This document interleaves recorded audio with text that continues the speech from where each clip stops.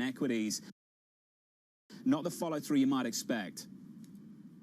Yeah, and Richard Jones is actually pointing to this over at MLive, a friend of the show, Jonathan, as you know, and he is really saying that what we're seeing right now is a bleed in the equity market. Bunds, where they traded yesterday, as well as BTPs, are relatively flat. So right now, that risk off, that's what we're seeing right now in the equity market. Whether or not, though, it's only 8 a.m. in the City of London. We have a whole day ahead to get of ourselves. We start seeing money move into potentially some more safe havens, Jonathan.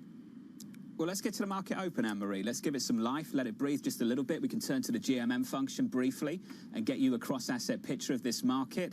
Equities opening up but lower by 1% on the CAC 40 in France, and the IBEX we're down by about 1%. The FTSE 100 off by 0.7%. Into the bond market we go. The belly of the curve in Germany selling off just a little bit, up a basis point on a 5-year to negative 82 basis points. Isn't that a story? Bit into the bond market in Italy yesterday. We unwind that through the curve, particularly the front end, up 2 basis points there. Still negative 35 basis points on an Italian 2-year. If you check out foreign exchange this morning, I think the standout for me is just not on that screen. It's the Japanese yen. Dollar yen breaking down, and dollar yen breaking down to a 104 handle, a 104 spot 34. That's the price action. Here's the top story this morning. The City of Lights is dark. Paris closing its cafes, its bars, with Berlin soon to follow. For more, I'd like to bring in Bloomberg's Chad Thomas. Chad, let's talk about it, sir. We've had the restrictions. Walk me through what life is going to look like through the weekend. Yeah, well, good morning, Jonathan. It's really quite surreal because in many ways we are back to where we were in March of this year in Germany, in France, and quite frankly, in many other places in Europe. We're at the point where basically things are going to shut down again. We have bars and restaurants closing. All sorts of the leisure time activities are going to shut down. So you think about theaters, you think about gyms and these sorts of things where people would go and congregate. And really, of course, the idea is that they don't want people to congregate. And so they shut down those places where people would have a lot of interaction with one another. The big difference here compared to in the spring is that some areas are going to stay open. So the goal is to keep schools open, for example, and businesses are going to stay open, think, factories and the like. They are urging people to work from home if they can. So offices aren't closed per se, but there is definitely a push for people to stay home if they don't need to go out. Chad, very good morning to you. I was struck by that call that the leaders gave virtually amongst themselves. We only have a little bit of people close to the matter telling us what was said. The tone Angela Merkel struck was one of doom and gloom for the entire continent. What are we going to expect from the other countries that have yet to announce similar measures, like France, like Germany? Yeah, I think that's a very good point. Merkel has been sounding the alarm in Germany for some weeks now, and she really took an opportunity on that call with leaders last night to say we're in a crisis across the continent here. We were too slow in acting, and we really need to move faster. We're hearing, for example, that Italy is now looking at similar measures to what we have currently in Germany and France. We're hearing that from sources. The Italy cabinet is meeting later this morning. They may not actually take action today, but they'll likely do something in the coming days as the cases are shooting up there, just like everywhere else. Of course, Italy was the original epicenter of the outbreak in Europe earlier this year. Hey, Chad, great to catch up as always. Appreciate it this morning. Chad Thomas there of Bloomberg. Here's the price action at the open. 4 minutes into the session, we do roll over on the equity market. Let's get the board back up and take a look at the European equity benchmarks on the DAX, the FTSE, and the CAC 40. Off by 0.6 on the FTSE. The DAX down another 1 percentage point, shaving 128. Call it 127 off the equity benchmark in Frankfurt, Germany. It has been an ugly week. Joining us now, Hugh Gimber, Global Market Strategist for JP Morgan Asset Management. Hugh, when does the risk-reward become a little bit more compelling in the European equity market for you? What kind of levels are you thinking about? Yes, good morning. I think the challenge at the moment is that we have all of these very binary events coming over the next few weeks. So you've been speaking about the risk of new restrictions coming potentially over the next few days. Investors are also weighing up on the other side of that, the potential for vaccine news. And then clearly we have the politics getting in the way as well with the US election and Brexit. So November is setting up to be a very hectic month, and one where I would expect volatility in markets to remain elevated at least for the next few weeks. So I think in the context of the rally that we've had over the course of the summer, it's probably understandable that investors are pausing here and just taking a breath. Now, in terms of when you'd step in, I think if you're looking at Europe, you want to be moving to a world which is more cyclical, one in which you start to see bond yields backing up, some of those more cyclical sectors having a better outlook. And so I think you can see the moves for the sort of the catalyst for a move in that direction, a democratic sweep being one, better progress on a vaccine being another. But I think it's understandable that investors just want a bit more clarity at this stage before stepping in to buy the dip.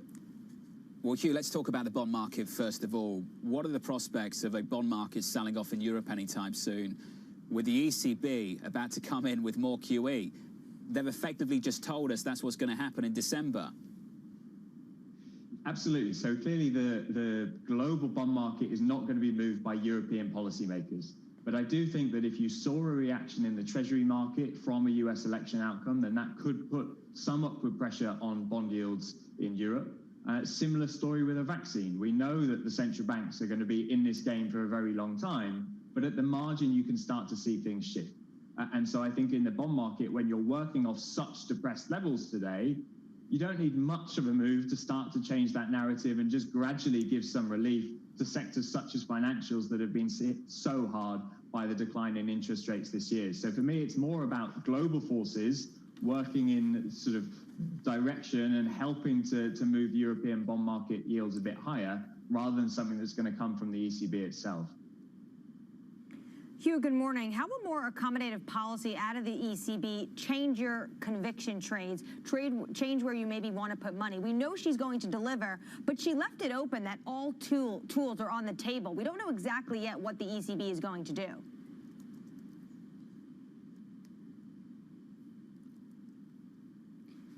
Hugh? I think we might have lost the line with Hugh Gimber there from JP Morgan Asset Management. Hugh, my thanks to you, sir. We can talk about the ECB, Anne-Marie, and what's about to come from this ECB. I thought it was really compelling how much President Lagarde lent into the idea that they've already made the agreement. Good morning, ladies and gentlemen. I need to place an order to buy euro at 116, I think 79. Let me all check the exact price.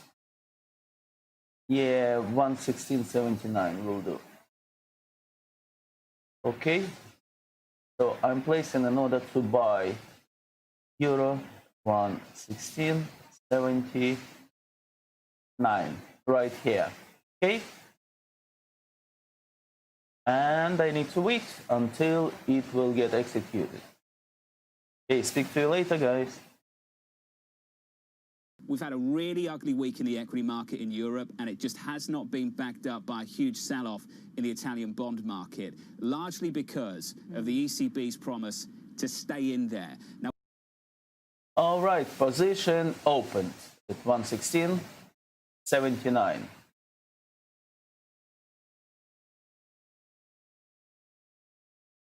And the ECB needs to step in and keep that bond market, that government bond market, wide open for the periphery to fund itself. And Anne-Marie, that's the big change this time around. Fiscal and monetary authorities working really closely together. And I think we've seen another example of that in yesterday's ECB news conference.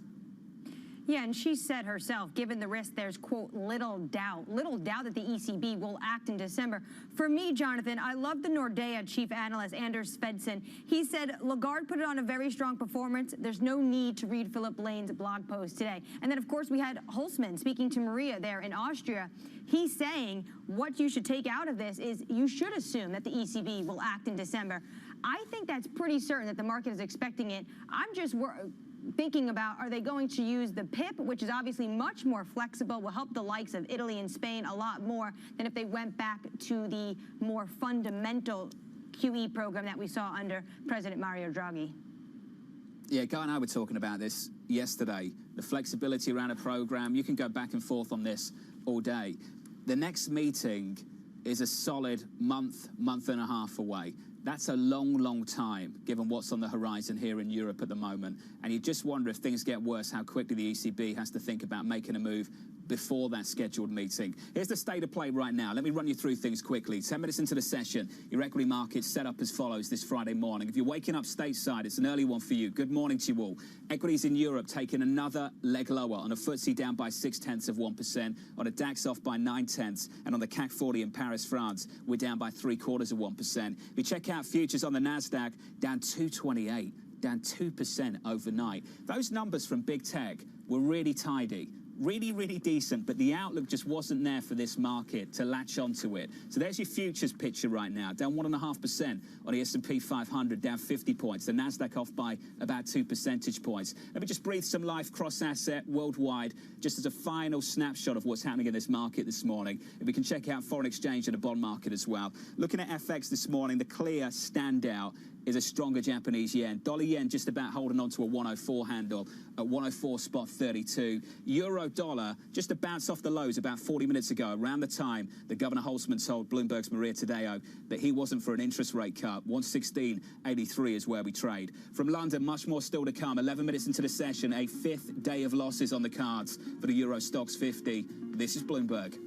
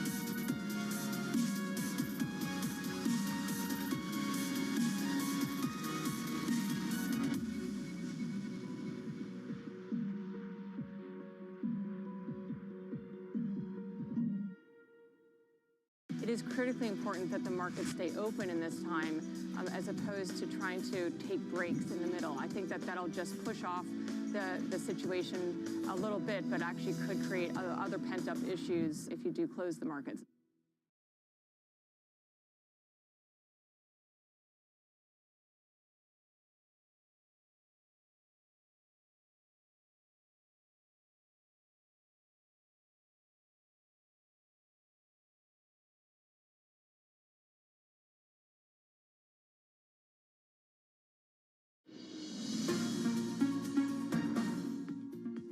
Incoming information signals that the euro area economic recovery is losing momentum more rapidly than expected. Activity in the services sector has been slowing visibly. Consumers are cautious in the light of the pandemic. The impact of the second wave on banks is going to depend on the banks. But let me tell you something. We, European Central Bank, and the whole euro system will be extremely attentive. We're not going to just stand still. We are going to use all the instruments that we have with the entire flexibility that we have, and I'm clearly here referring to PEP more than others.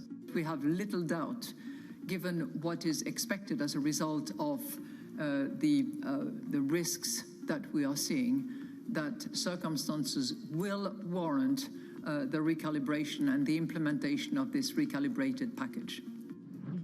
ECB President Christine Lagarde couldn't have been any clearer, could she, about what could come in December. This is the price action about 15 minutes into the session. Brief snapshot of the equity market. A FTSE down by 0.5%. Off the lows on a DAX down by 0.8%. S&P 500 futures still negative, though. We're down by 1.4%. Negative 47 going into the opening band a little bit later this morning. Still with us, Hugh Gimber from JP Morgan Asset Management. Hugh, I just want to touch on a stimulus package and the economy and then get to the price action and the market. Hugh, can you walk me through the diminishing marginal returns of that additional euro of stimulus from the ECB? What impact's it going to have? Absolutely. So I think you would see it in peripheral bond markets still and in credit markets, because I think a statement from the ECB that just commits them to be in this game for even longer would be seen positively by the fixed income markets. What it's going to do for the rest of the European economy and the stock market is going to then depend on fiscal spending. Because really, I think at this stage, all the ECB can do is limit any potential increase in borrowing costs and say to the government, over to you, now it's on to you to drive forward with fiscal spending in 2021. So they can do their bit, but clearly they're not the only game in town here. Yeah, just like Jay Powell, she kept squarely pointing the finger at fiscal stimulus. What kind of instruments could we see? She kind of left open this open statement about other instruments they're looking at, as well did Holtzman. What else could the ECB do in December? So I think, first of all, an increase in the PEP at this stage is a given. It's just going to be about how large that overall increase is. I think they'll also look to the telcos and look for another round of more generous financing for the banks. Personally, I think at this stage a rate cut is less likely, because obviously with the ECB you always have two factors. You have the economics of their decisions and you have the politics of their decisions, and it's going to be a calibration of those two factors in bringing together that final package in December. And I still think that at this point a rate cut even deeper into negative territory is too politically difficult for them to justify in December. Well, Hugh, let's get a trade for the brave. Long financials in Europe. You willing to get behind it? So if we get the catalyst that would line that up over the next couple of weeks, then I think that starts to look very exciting. So first of all, I think that Democratic sweep in the US is going to be a key factor for European financials because of the dynamics in the global bond market. And then I think you're looking at that vaccine trade as well. So, so far, if I look why European financials are underperformed this year, they've struggled with the interest rate outlook, they've struggled with loan loss provisions, and they've struggled with returning capital to shareholders. Those 2 and 3 factors, the loan loss provisions and the capital return, have improved significantly through earnings season. The missing piece of the puzzle at the moment is that profitability question linked to the interest rate outlook. Hey, Hugh, great to catch up. Appreciate your time this morning. Hugh Gimber there from JP Morgan Asset Management. That's the key difference between now and back in spring. The bar for capitulation is arguably a little bit higher for the bulls like Hugh Gimber, because the horizon is different. Back in March, the horizon incredibly uncertain. Now, if you're constructive, if you're optimistic on the horizon, what have you got? A vaccine and more stimulus. And for that reason, the equity bulls still holding on, despite what we can see in front of our faces playing out in Europe through the rest of winter. Equities lower, we bounce off the lows. The FTSE negative just 1/3 of 1%. 18 minutes into the session. This is Bloomberg.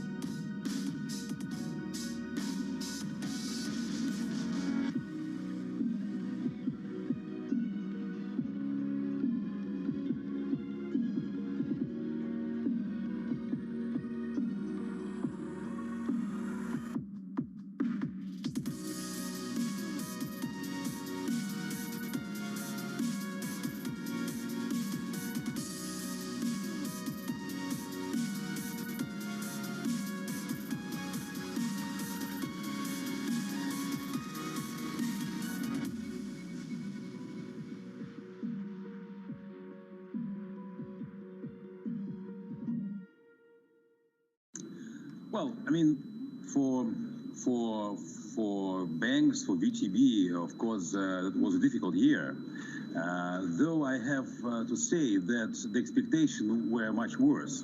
I mean, this year, Russian economy will have a contraction of around 4% of GDP, which is actually, as I said, less than we expected.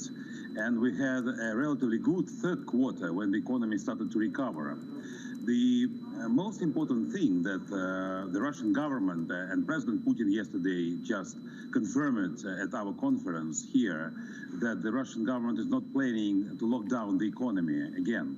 Though the number of people with the coronavirus are growing in Russia, At the moment, Russian health authority, Russian medicine can cope with this, and we don't expect the closure of enterprises or lockdown like we had in spring this year. And I think that's the most important news for Russian business, because it's not the problem with the economy, it's not the problem with the finance, that's the problem with health. And we all experience the economic crisis for health reason, you know, for coronavirus reason, and that's why, I mean, our expectations are not as gloomy as they could be probably, even taking into account that the number of sick people are growing, as I said. Andre, good morning. It's Anne-Marie here. I want you to, for a moment, put on your foreign policy hat. I'm sure you're seeing the polls out of the United States. We could potentially see a Biden administration, which many are saying are going to be more sanctions on Russia. He's already called Russia an opponent. How are you preparing for that change in tone in terms of the United States and Moscow?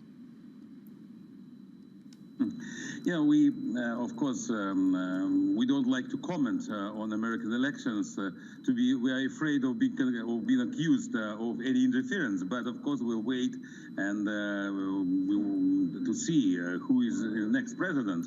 Of course, the policy of Mr. Trump administration is more predictable for us because he has a record of the last 4 years. Though I have to say, they were not good years for the Russian-American relationship, and most of the sanctions against Russia, including myself, were taken during Mr. Trump's presidency. Whether we can expect a new serious sanctions from the new administration if Mr. Biden elected, we have to wait and see. I think my principle is to resolve the problem when it arises. You know, at the moment there is a political struggle between the two candidates. There's many things are said. We know position of Democrats on this, but we'll have to see. We only hope that whoever is elected, we will expect a better relationship. We might expect better relationship. We want it. You know, that's the answer.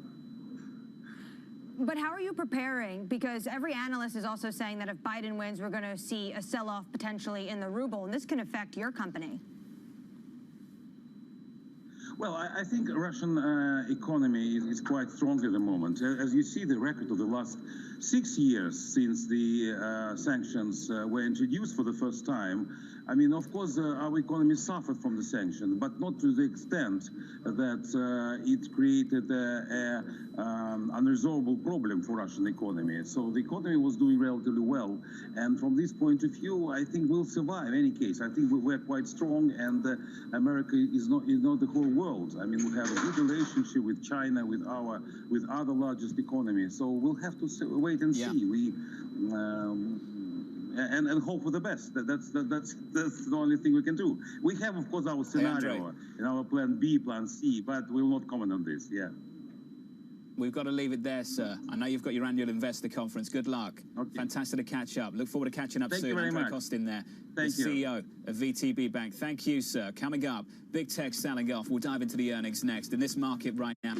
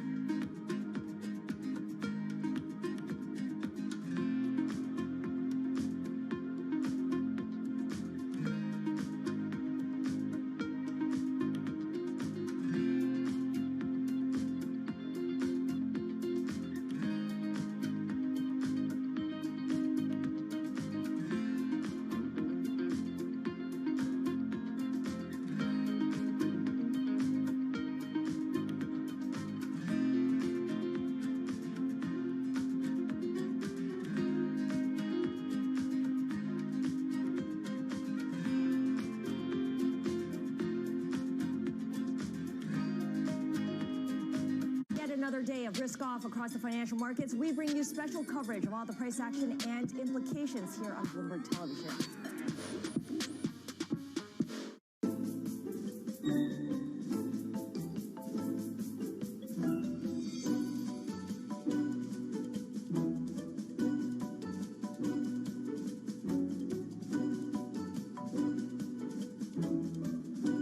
I was actually poor. No foreplay? Eat your bag of Lay's with a smile on your face. If all the diseases have been taken, I'll take a tax.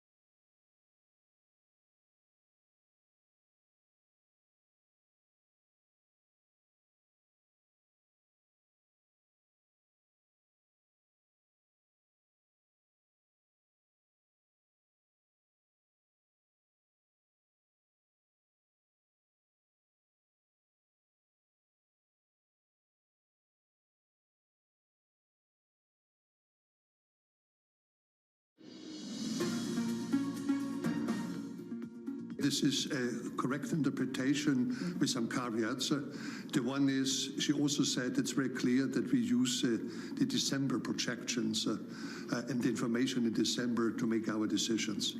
What we've decided is to make preparations, to go through our whole portfolio and see in what area we need to recalibrate to be ready for December, but the decision will be based on December data. When the ECB President Christine Lagarde said we're all on board, she meant it. Even the Hawks. That was Governing Council member Robert Holtzman speaking with Maria Tadeo about 1 hour ago. Here's the price action about 30 minutes into this session right now, shaping up as follows in the equity market. The FTSE erasing this morning's losses, down just 10 points now, negative 0.2%. Bit of a bounce back emerging here on the DAX, down by just 0.4%. On S&P 500 futures, still negative. We'll talk about big tech in just a moment. I want to switch up the board and get to the sector price action. Just break this down for you quickly. Not something I've been used to saying, but energy, top of the pile today. Energy up 0.9%. The biggest points gainer on the Euro Stoxx 50 this morning is Total. Following earnings, that stock is up by 1.6%, adding about 1.45 points to the Euro Stoxx 50 this morning. Utilities up 0.4%. Tech still suffering. No big surprise here, given what we saw after the close in the United States yesterday. Stock 600 tech sector down by 0.6%. Danny Berger back with us. Danny, those numbers weighing on this market, weighing much more so on the NASDAQ this morning. They absolutely are. And I think one of the keys here is really who's participating in this market. I was talking to Masanari Takada from Nomura just seconds ago, and he was basically saying to me, look, if you're an investor heading into the risk event of the election, you can certainly wait on the sidelines. You can afford to wait at this moment. So what's taking its place is more of the algo sort of traders. But also one of the other themes he's noticed that's playing through certainly in European markets today is from European players being worried about the U.S. election themselves, so really changing their concentration to concern over the economy. And that's when you get a lot of these more cyclical sectors getting beat up. Of course, the exception today, as you pointed out, John, is really remarkable, is the energy sector. But that's really a story of Total showing that they can cope with that $40 a barrel story in oil there. Danny, the other story for us, and I know you've been looking at it as well, the safe haven bid that hasn't been there.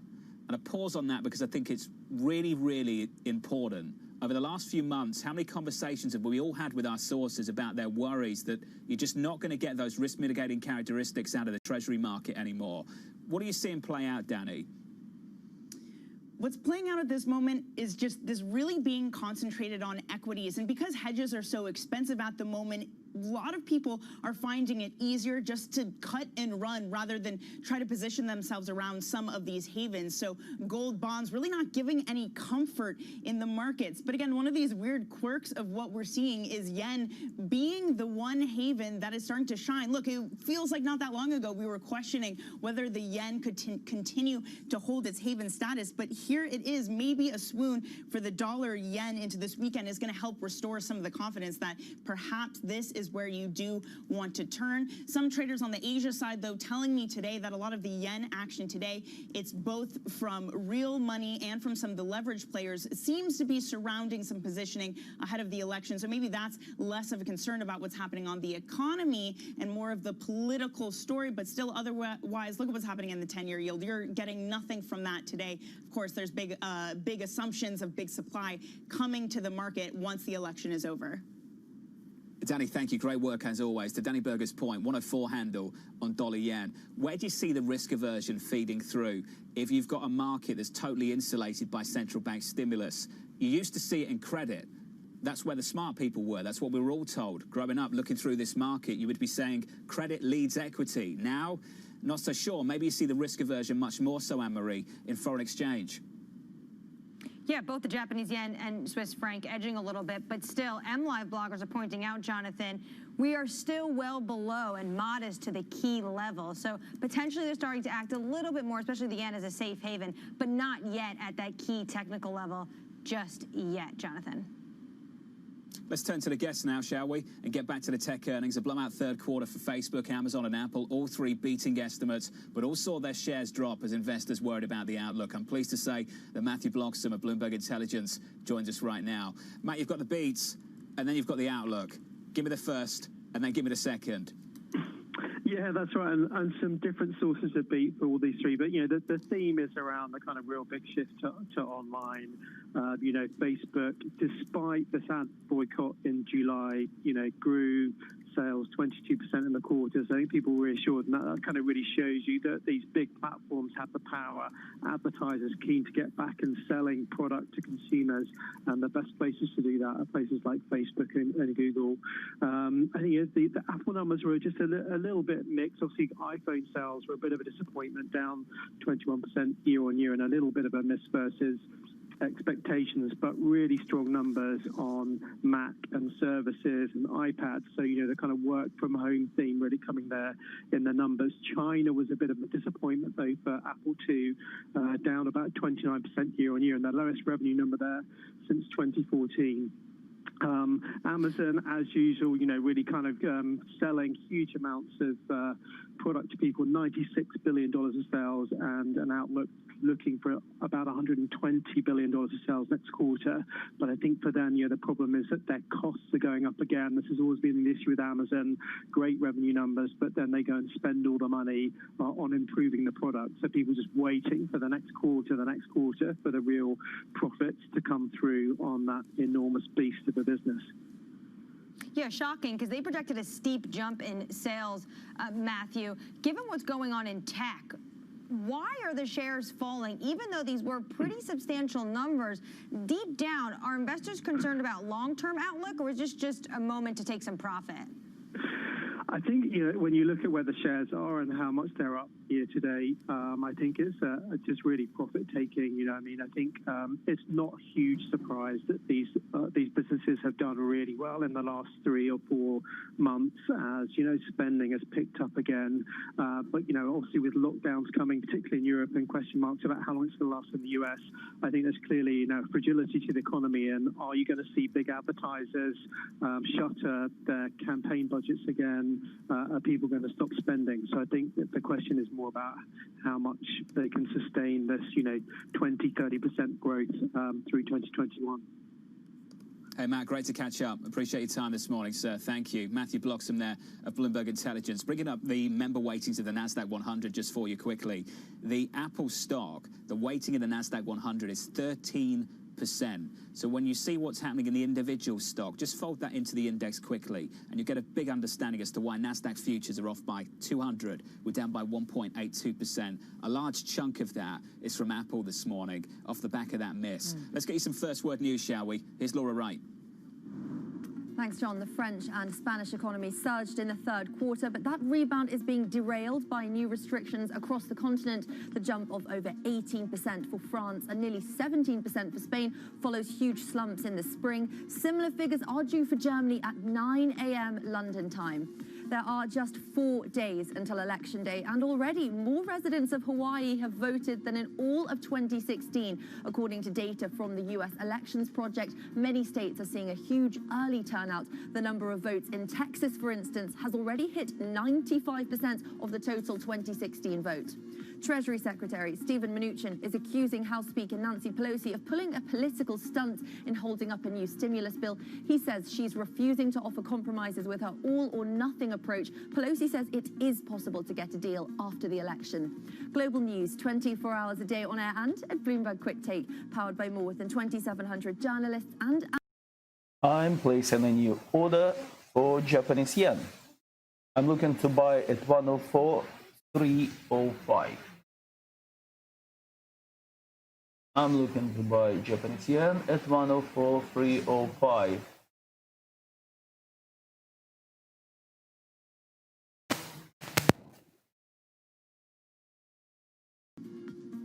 Yeah, certainly. It's nice to see that saga wrap up, at least for now. At some point, though, Jonathan, we're going to have to see some sort of fiscal stimulus support out of the United States. What was it, July, the last time individuals got those extra employment benefits? There's some real struggle happening right now in America.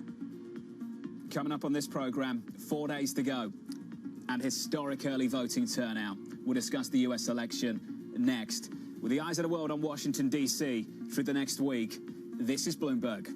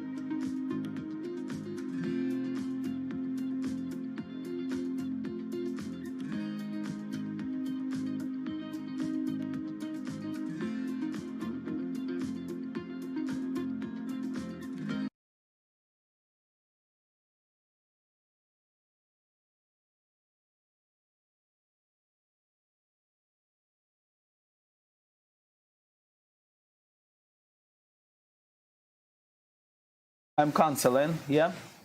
The order cancelled to buy Japanese yen.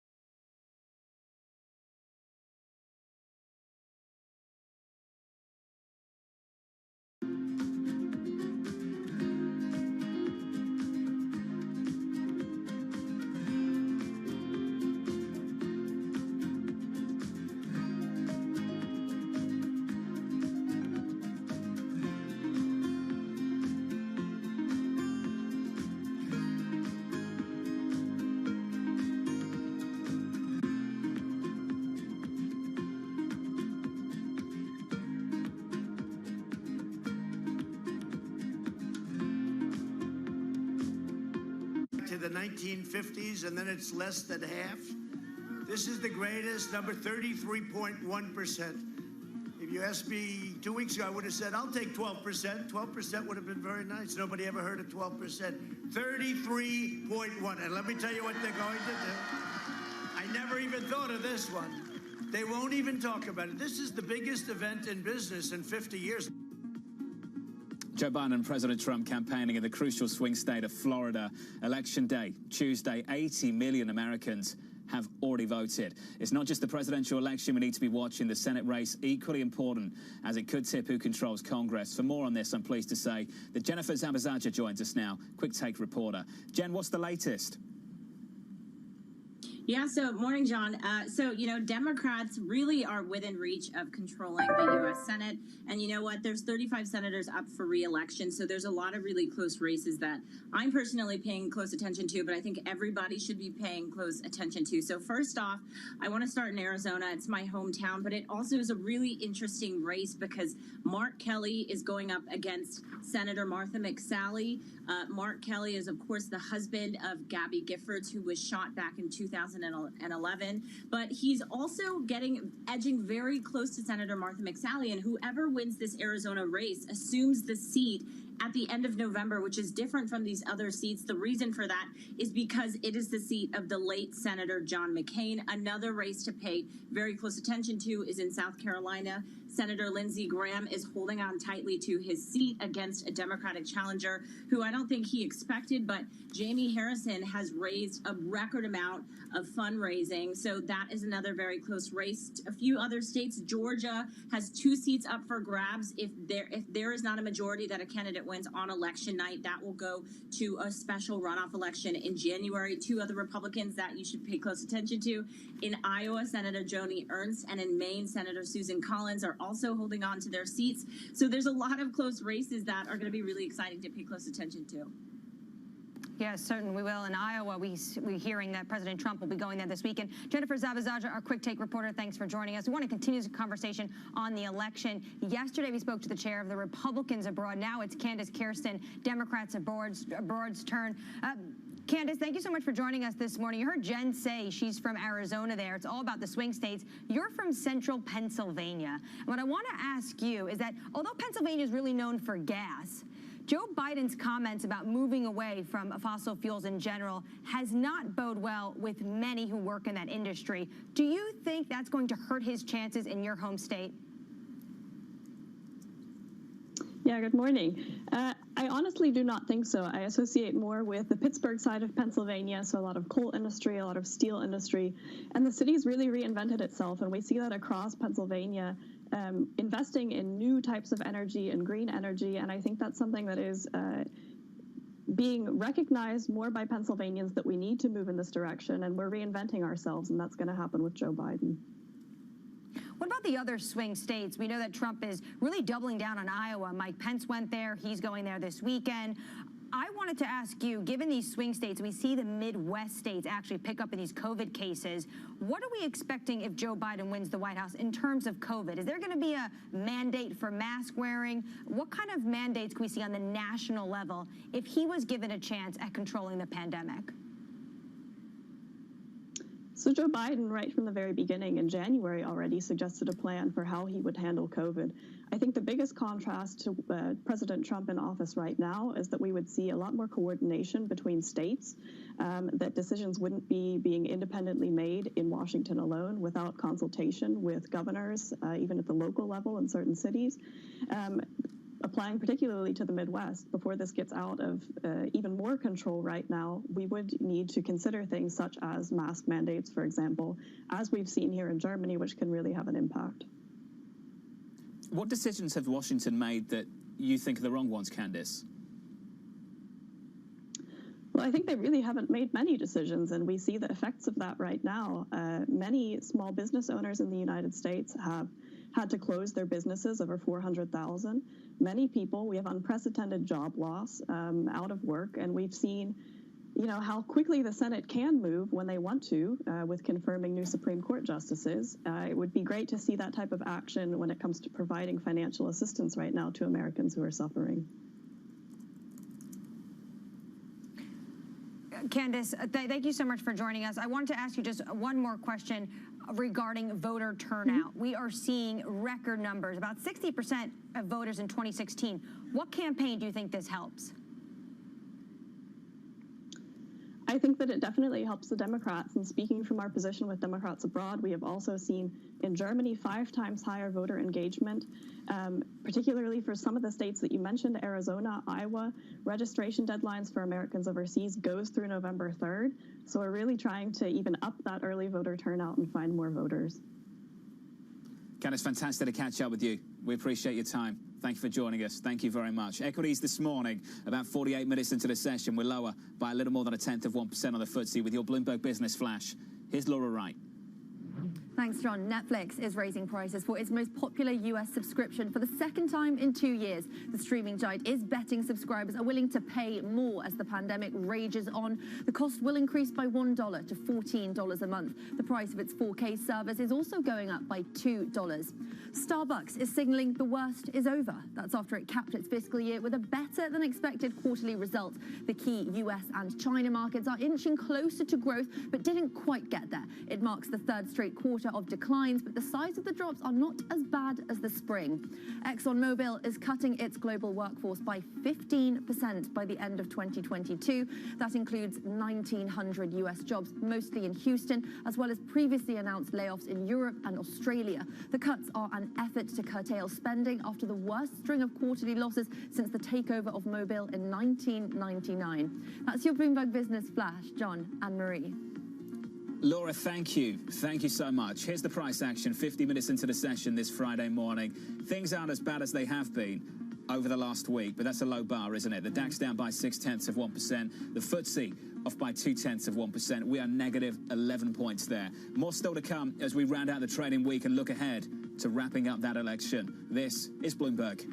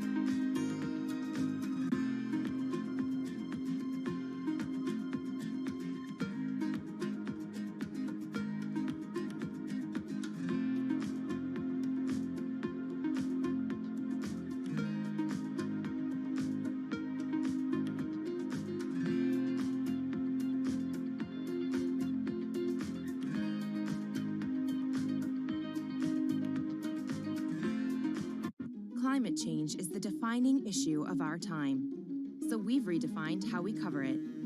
With clear data and rigorous journalism, we rise to the scale of the challenge to reveal the breadth of possibility. We look at stories from every angle to provoke debate, spotlight solutions, and make sense of the greatest crisis of our generation. Bloomberg Green, solutions for a changing climate.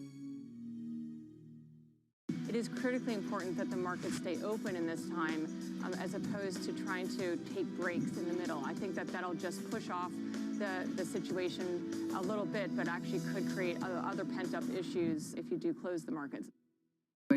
What was the best strategy? Lock down the elderly, the most vulnerable, test, alert, protect. None of that is sufficient in the current situation. We need to take it further. Obviously, They were painful choices. Because there is no restrictive measure that has no impact. We are all wondering when we will come out of this crisis. But now is the time for patience, for determination, and for discipline. They're spiking up big. They're shutting down. They're locking down. I disagree with that because we're never going to lock down again. We locked down. We understood the disease. And now we're open for business. And that's what it is. Leadership reacting to the week that was, and what a week it was. The week where this market woke up to the brutal reality of what's in front of us in Europe through Q4. Let's get to the price action. 53, call it 54 minutes into the session. We bounced back a little bit on equities. Equities are down by 0.2% on a FTSE. A bounce back from session lows. On a DAX, still down by 0.6%. On a Euro Stoxx 50, a fifth day of losses. We add some weight to the losses of the week. Coming into Friday, down 7.5%.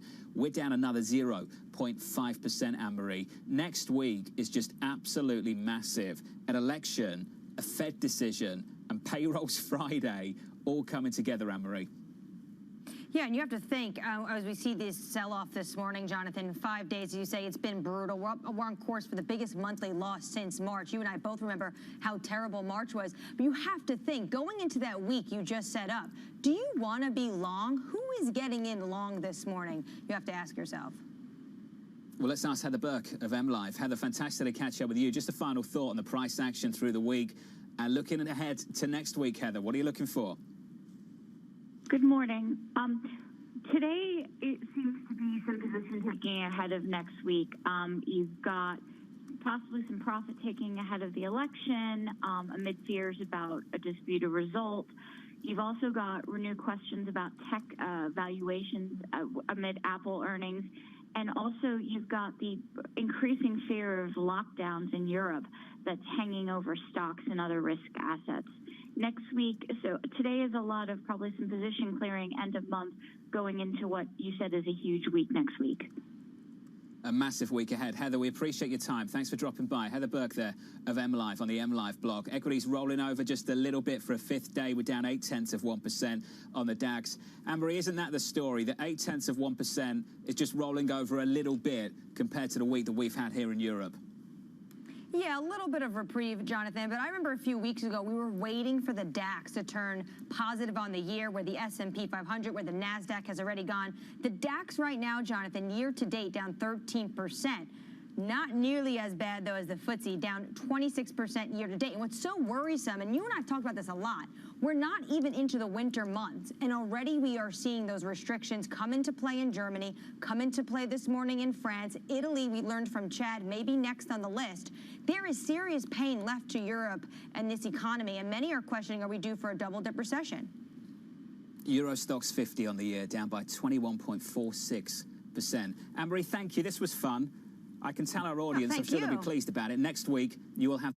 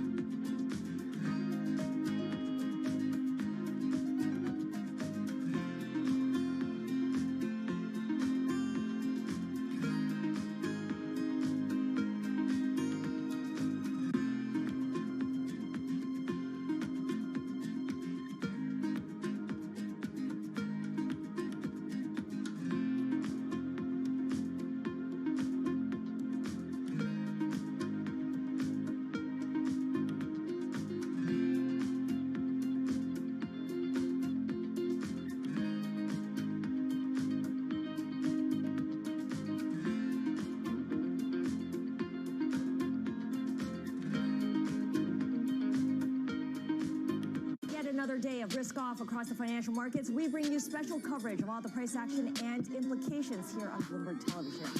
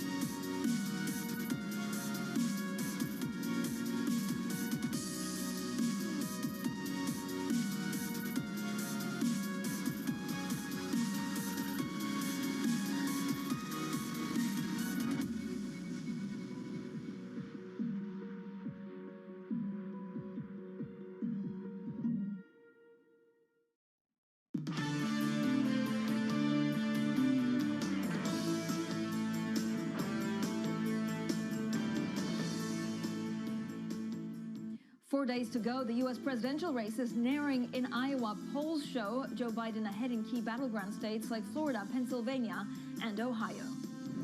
Cushioning the lockdown, Emmanuel Macron allocates 6 billion euros a month for its Solidarity Fund and another 7 billion euros towards partial employment. And tech's big night, sales beat across the board for giants Apple, Amazon, Alphabet, and Facebook, but the outlook was cloudy, disappointing investors. Well, good morning, everyone, and welcome to Bloomberg Surveillance. As always, Tom and Francine from London and New York. Tom, first of all, happy Friday. It's been a long week. Next week, even bigger because we're 4 days away from the U.S. election. We've had quite a lot of moves, not only because of tech here in Europe, but overall just a lot of asset classes being sold off.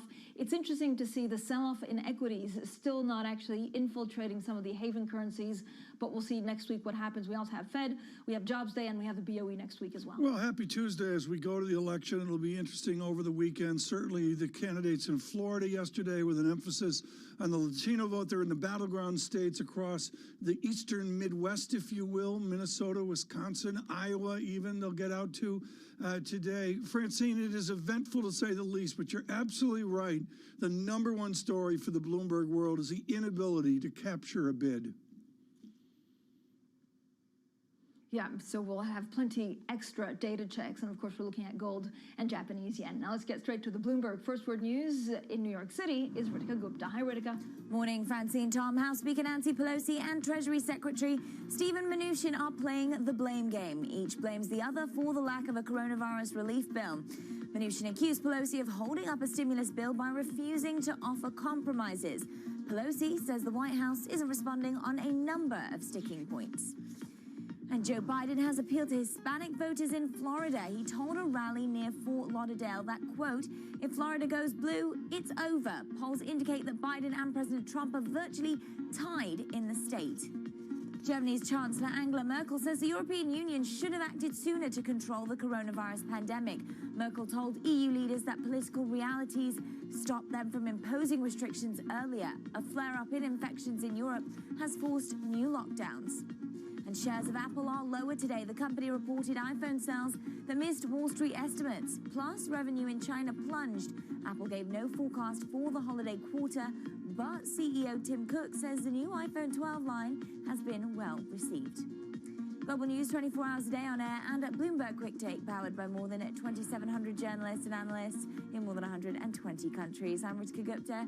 This is Bloomberg. Francine Tom. All right, Ritika, thanks so much. Let's look at the data right now. We'll look at tech here on the backside of what I have to say. Simply, equity markets don't perform. Negative 49, negative 50 on S&P 500. Dow down, let's call it 400 points to round it out.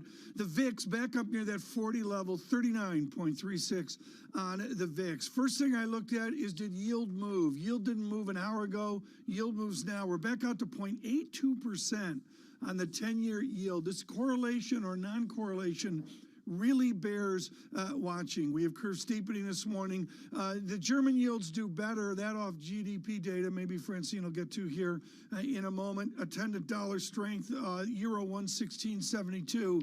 And again, the Turkish lira sort of day on, day off, struggling to say the least at 8.34. I think that's out to a new week. Francine? Yeah, Tom, we have to do extra data checks. Of course, it was a big markets week. Today, even bigger because of technology stocks. So I wanted to show you what European tech was doing. Now, there is more and more fresh concern about the outlook for technology giants, and that really fuels a decline in a lot of these stocks. I'm looking at European shares opening lower. Miners also amongst the biggest losers. We did have Glencore, for example, reducing its production target for the third time this year.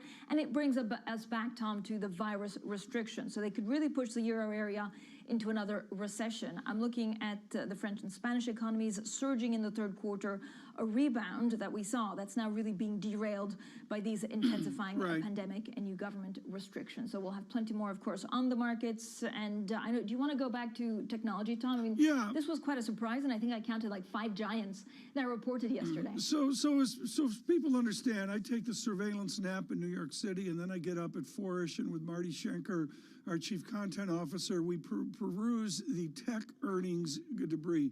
The amount of trillions of dollars of revenue involved here is enormous, and profits as well. And what's key here is they delivered. The tech companies, as a general statement, in spades delivered on revenue growth with a little bit of challenges at the margin line down the income statement. But all in all, first blush was actually pretty good.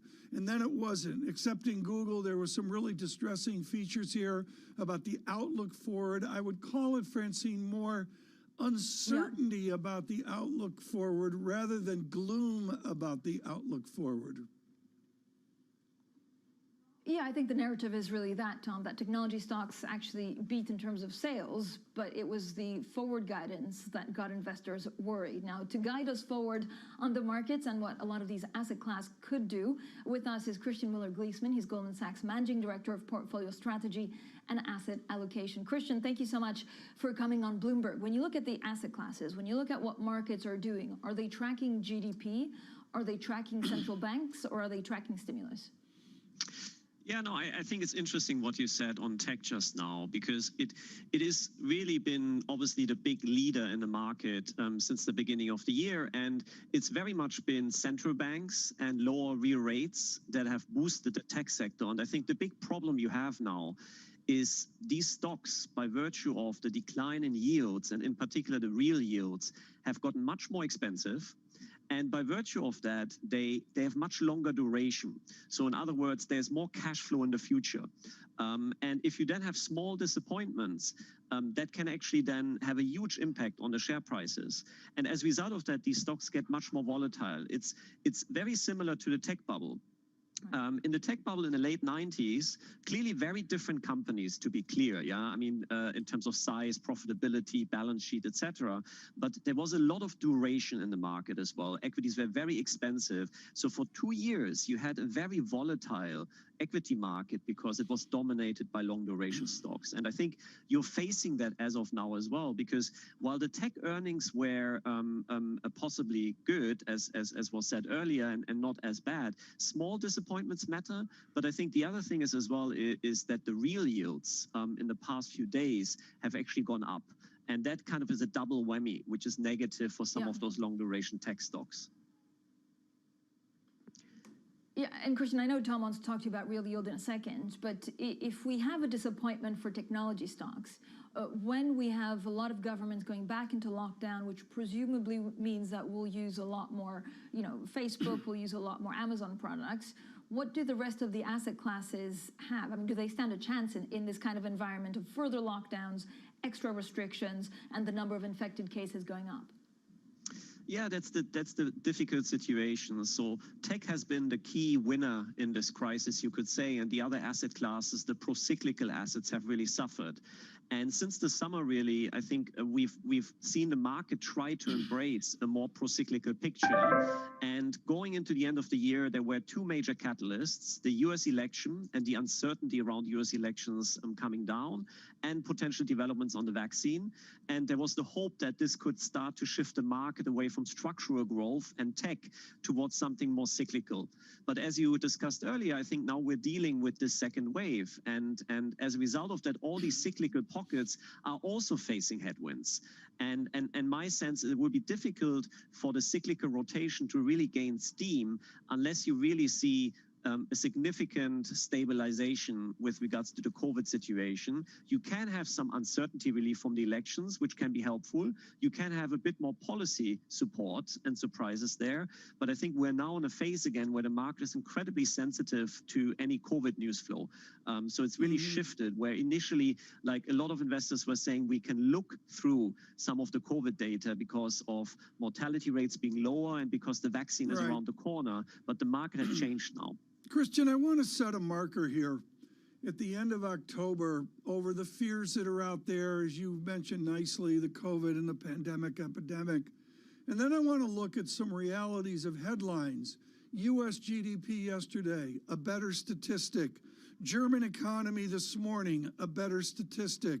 Italian economy this morning, a better statistic, and on and on. Is the November, or for that matter, the March of 2021 shock, is that we sustain better through this pandemic and then get to a better point after the pandemic? I think, you mentioned it earlier, it's about the expectations. I think we priced kind of the data you just mentioned already before, like this idea that the first COVID wave would end and you would get a pretty strong recovery. I think that has really sustained the market rally since the trough. But I think now we're dealing with the second wave. And I think I would agree with you that we learned a lot about what a lockdown means, both with regards to kind of short-term damage and permanent damage. And we know that you can have some very strong recoveries from these short-term weak periods. So one would expect that a similar type COVID wave in terms of cases and lockdowns should definitely not have, especially with the policy stimulus, the same impact on markets as it did the last time. But I think there's always incremental uncertainties. I mean, we do have the elections, which probably keep people from kind of re-engaging with markets despite the kind of current sell-off. And we do obviously have uncertainties with regards to the vaccine, where I think in the summer there was still the optimism that we would get the vaccine by the end of the year. And while we still think that's very possible, I think certainly markets might have lost a bit of faith because there hasn't been much news flow. Can you buy the European banks? I mean, in terms of asset allocation, and I don't want you to comment on the competitive and strategic issues, that would be inappropriate. But is there shocking value in the valuations of the EU banks? I think so. I mean, like our European strategy team have upgraded the banks, and I can tell you we haven't been particularly bullish on the space for a long time. And I think generally our view, as you know, has been growth versus value. We've been preferring growth, but I think we are shifting a bit down the value spectrum currently. And I think banks are part of that. I think we've seen a significant widening of the kind of valuation premium for growth versus value. And this just lowers the hurdle rate a lot for value to do better than growth. And I think just to be clear, we do have the view that growth does actually pick up significantly next year. It might be pushed out a bit with that second COVID wave, but we do think that the vaccine will eventually stabilize these type of concerns. There's a lot of output gaps still in services sectors, and obviously the bond market is still incredibly depressed. So as you were mentioning earlier, despite the sell-off we're currently having, you're not getting bond yields further down. So that gives you a sense of asymmetry, which means that if things get better, bond yields are likely to go up. But if things get worse, they don't go down anymore. As we know, banks are very levered into bonds and into rates. So that gives you a bit of a positive asymmetry. And we have to admit as well, while tech in some cases is actually well above the levels they were before this crisis, the banks are pretty much at the March trough in terms of their share prices. So we feel it's good asymmetry. It's a risky trade, and certainly it doesn't feel like it's getting easier with the second COVID wave in terms of timing it, but we feel quite good about it for next year. Let us continue this market discussion with Christian Muller-Glissman. He is with Goldman Sachs in London. Futures at -47, Dow futures -390, the VIX out almost 2 points, 39.33.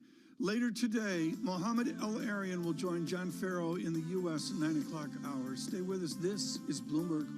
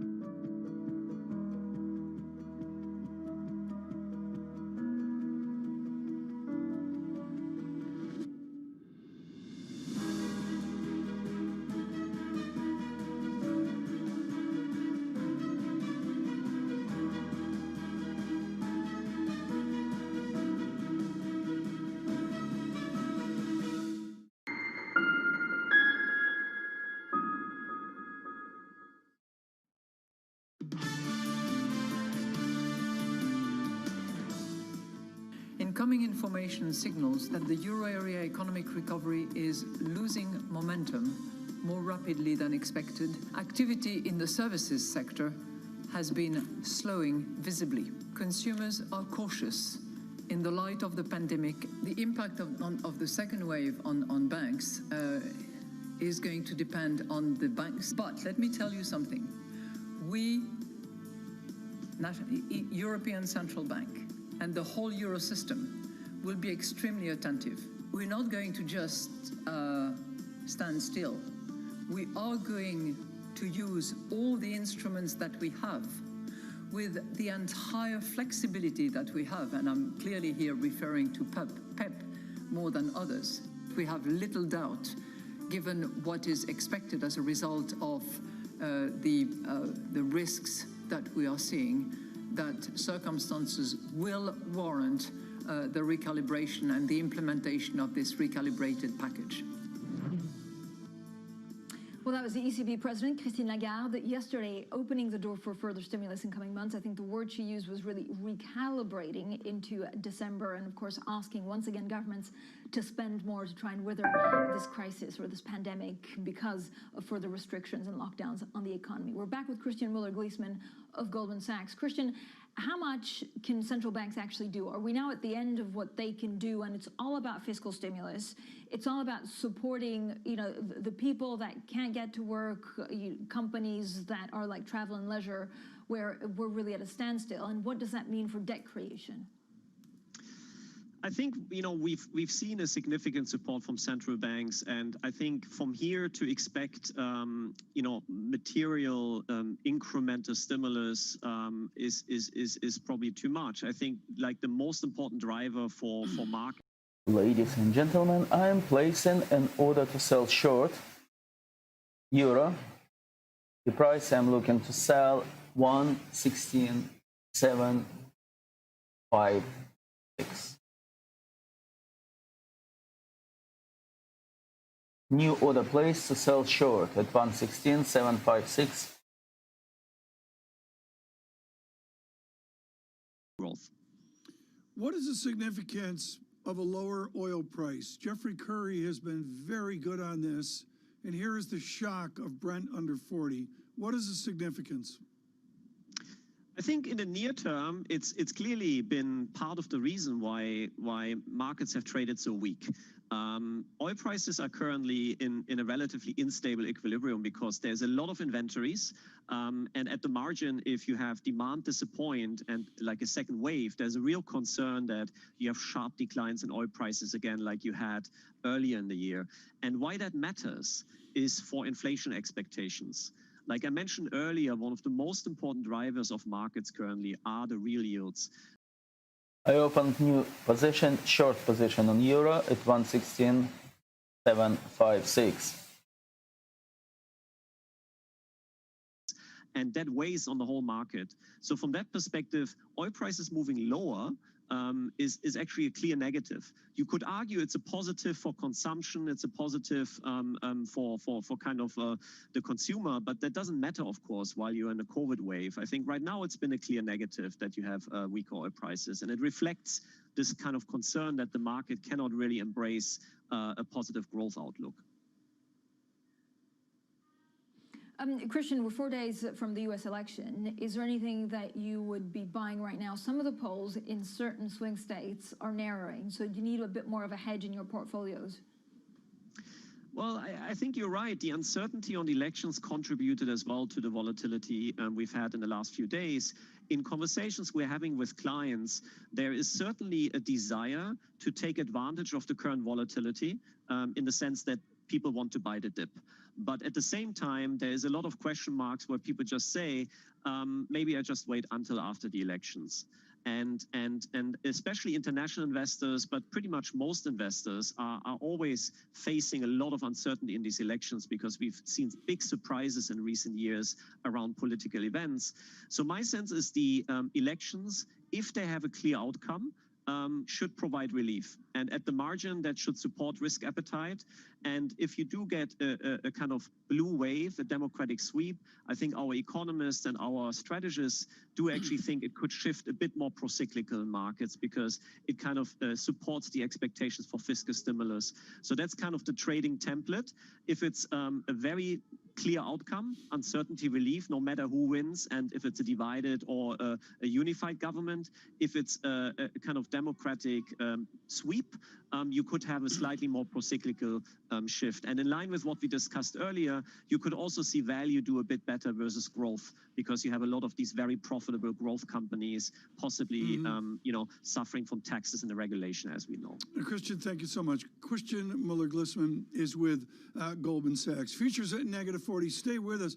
Coming up later in the U.S. morning, Mark Mobius will join us from Mobius Capital Partners. This is Bloomberg. Good morning.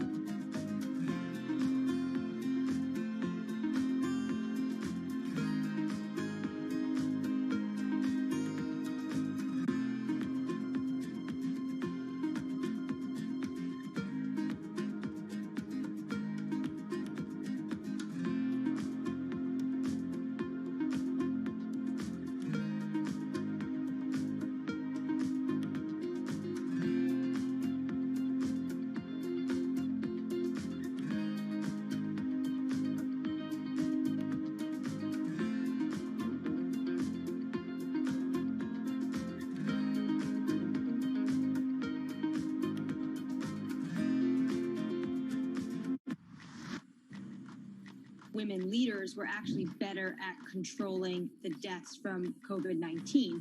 Do you think out of this pandemic, we'll see more countries be willing to elect female leaders? When we look at women leaders, we tend to project on them baggage that they shouldn't bear. Women are given an opportunity when no one else wants to do the job. Women had a very clear objective. They wanted to save lives. The women leaders, if you look at their careers, have also built up a level of trust. In fact, women have to be better at communication in order to be elected as leaders, whereas this doesn't hold true for men. We need to get those sexist stereotypes out of our head and give women a fair run for leadership. Trying to change the stereotypes about women is not only the business of women, but men have to be part of it.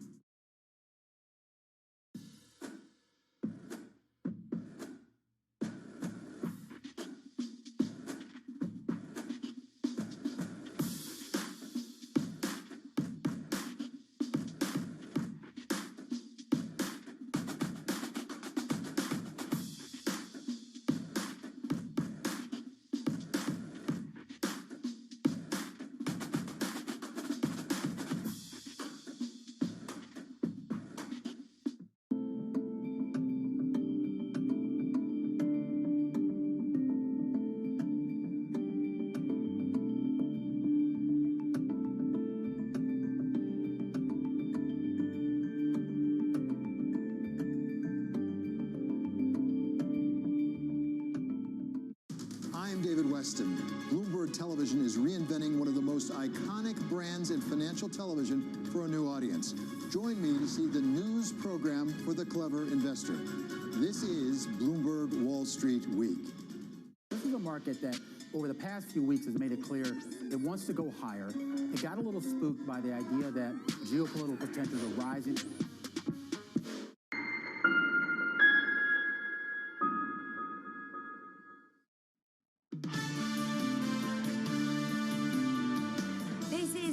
Surveillance, I'm Rishka Gupta with the Bloomberg Business Flash.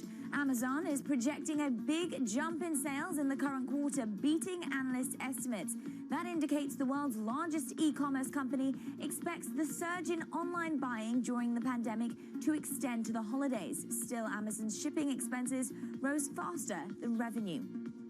And Facebook's indicating that a major advertiser boycott has had a limited impact. The social network says sales rose a better than expected 22% in the third quarter, and the number of monthly active users beat estimates too. Still, there was an unusual decline in users in the US and Canada. That record-setting Ant Group IPO is generating unprecedented investor interest. Shares are being listed in both Hong Kong and Shanghai. Bids for shares in Shanghai totaled a record $2.8 trillion yesterday. That exceeds supply by more than 870 times. And that is your latest Bloomberg Business Flash. Francine, Tom. Hey, Ritika, thanks so much. Again, we're looking at the markets here, and it's real simple. Another down day, this off the tech disappointment, and quite frankly, further pandemic news. Futures at negative 38. Dow futures at negative 311 as well. Dollar comes in, but not all that much, 93.87 on DXY. Continues to show the resiliency this week of the dollar. West Texas, 36.40. Coming up, an interesting gentleman serving President Obama and President Trump, Louis Lukens. This is Bloomberg. Good morning.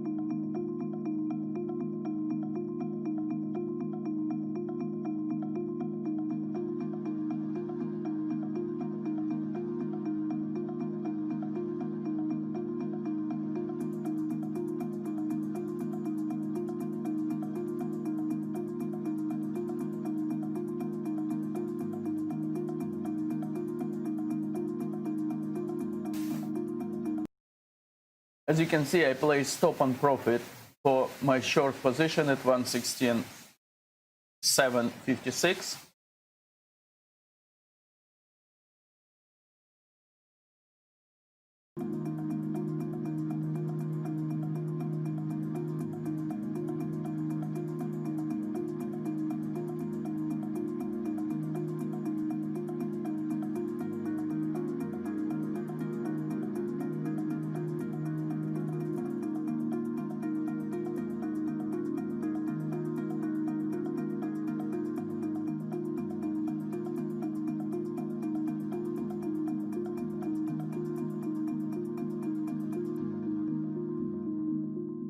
Valuations, particularly, sort of the technology landscape, have gotten to some pretty extraordinary levels. So I think it's not a surprise. I don't think it's any indication of the beginning of the end, but I do think markets don't like uncertainty.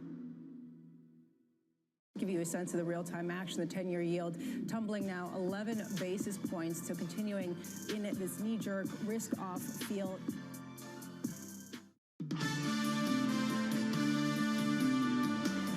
Good morning, everyone. Bloomberg Surveillance on a Friday from London, from New York. We're continuing to monitor the tragedy in Nice. There is not much information, news flow, but we'll watch that today, and particularly the actions of the president, Mr. Macron of France. It'll be interesting to see how that nation moves forward in the coming days and weeks. Right now, on U.S. diplomacy, Louis Lukens is with us with Signum Global Advisors.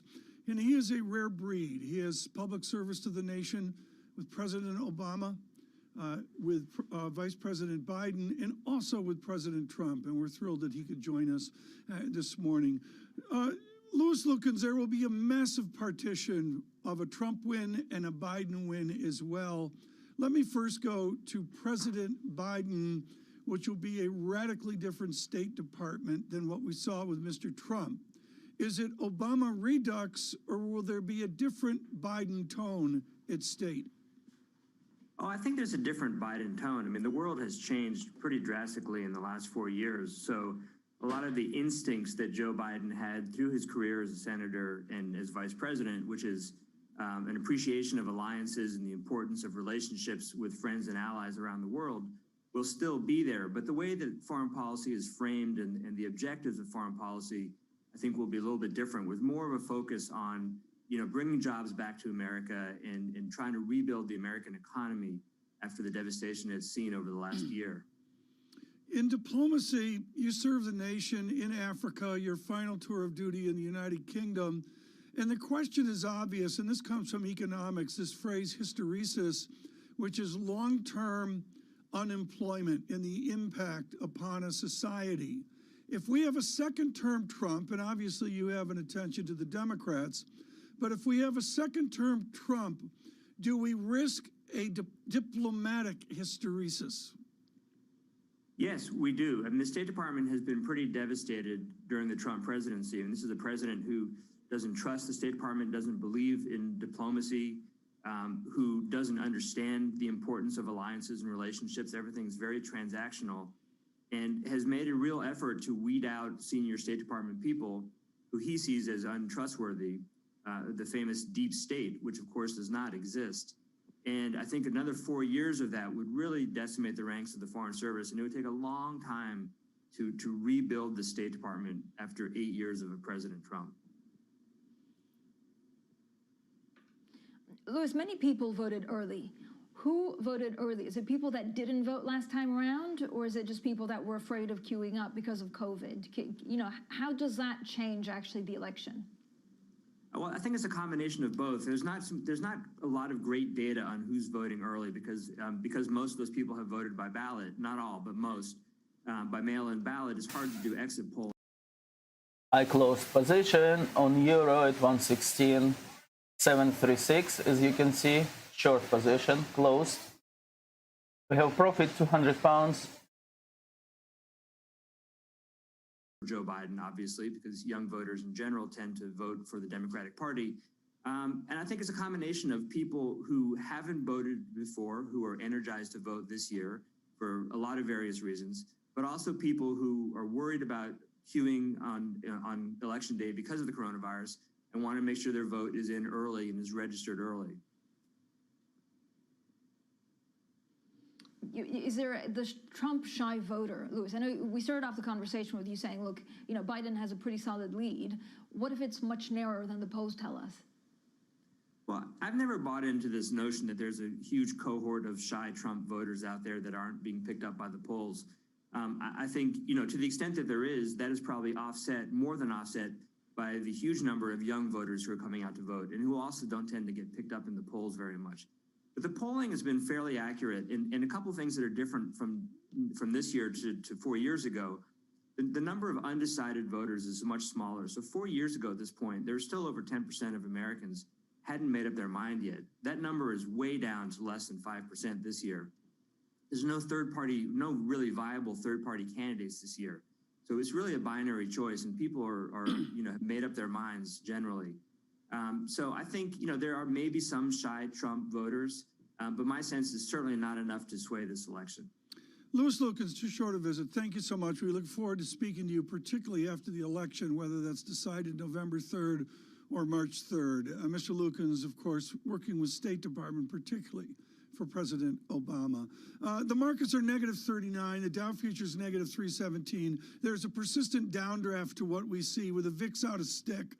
38.87. I would note dollar flatness right now. The euro 116.77 is maybe the lead item. A little bit of a lift, a less worse negative yield in Europe off of nice GDP surprises among selected countries. With our first word news in New York City, here's Ritika Gupta. Thanks, Tom. They weren't able to agree on a coronavirus relief package before the election. Now Nancy Pelosi and Steven Mnuchin are still battling over terms for a post-election deal. The Treasury Secretary accuses the House Speaker of refusing to compromise. Pelosi says she's waiting for Mnuchin's response to her demands. The path of the U.S. economy is less certain after record quarterly growth. Third quarter GDP soared 33.1%. That largely reflected a rebound in economic activity after widespread lockdowns earlier this year. Economists are projecting the U.S. economy will grow anywhere from below 3% to about 6% in the fourth quarter. And the U.S. has set a record for its most coronavirus cases in one day. 89,000 cases were recorded. There's a jump in infections again in New York and New Jersey. Plus, there's a record outbreak across the Midwestern states.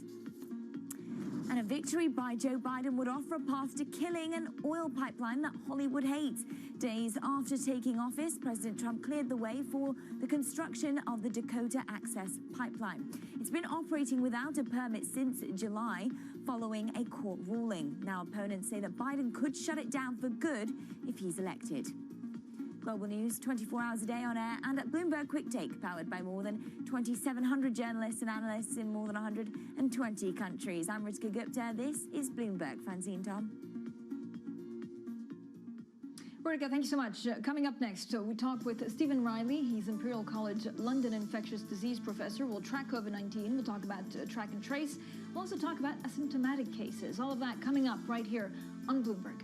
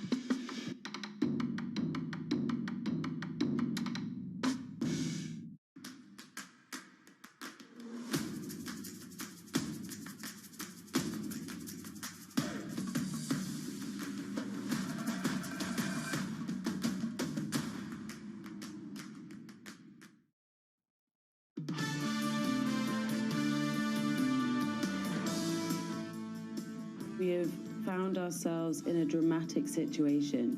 This affects all of us, without exception. Renewed challenges to public health and the growth prospect of the euro area. What was the best strategy? Lock down the elderly, the most vulnerable, test, alert, protect. None of that is sufficient in the current situation. We need to take it further. Obviously, they were painful choices. Because there is no restrictive measure that has no impact. We are all wondering when we will come out of this crisis. But now is the time for patience, for determination, and for discipline. European leaders there on the latest virus measures. Now, here in the UK, the Prime Minister, Boris Johnson, is facing growing pressure to introduce another national lockdown.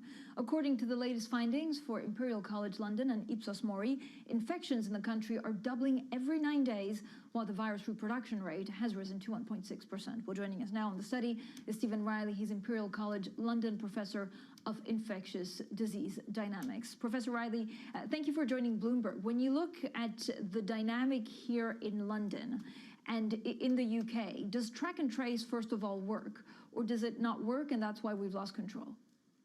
So track and trace is really test, track and trace, and it does two main things. The first thing is that it provides, as rapidly as possible, a test for people who've got symptoms. That's very, very important. That's needed at all levels of infection, and it could be done better, but there's a huge amount of work on that. The second part of that is the contact tracing, and I think probably at this stage, because levels of infection are kind of so high now, it is very difficult for the tracing part of track and trace to make a big impact on the epidemic. Is there another way of dealing with this infectious disease at this point, going into November, other than a lockdown?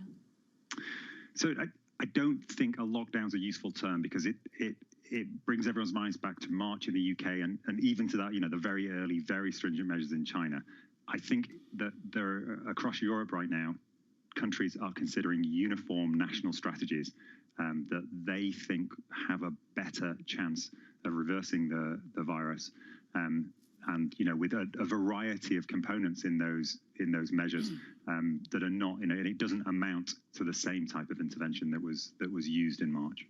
Professor Riley, Tom Keene in New York, thank you so much for being with us, and of course with your worldwide acclaim on how these things move across land. We're just thrilled to have you with us today.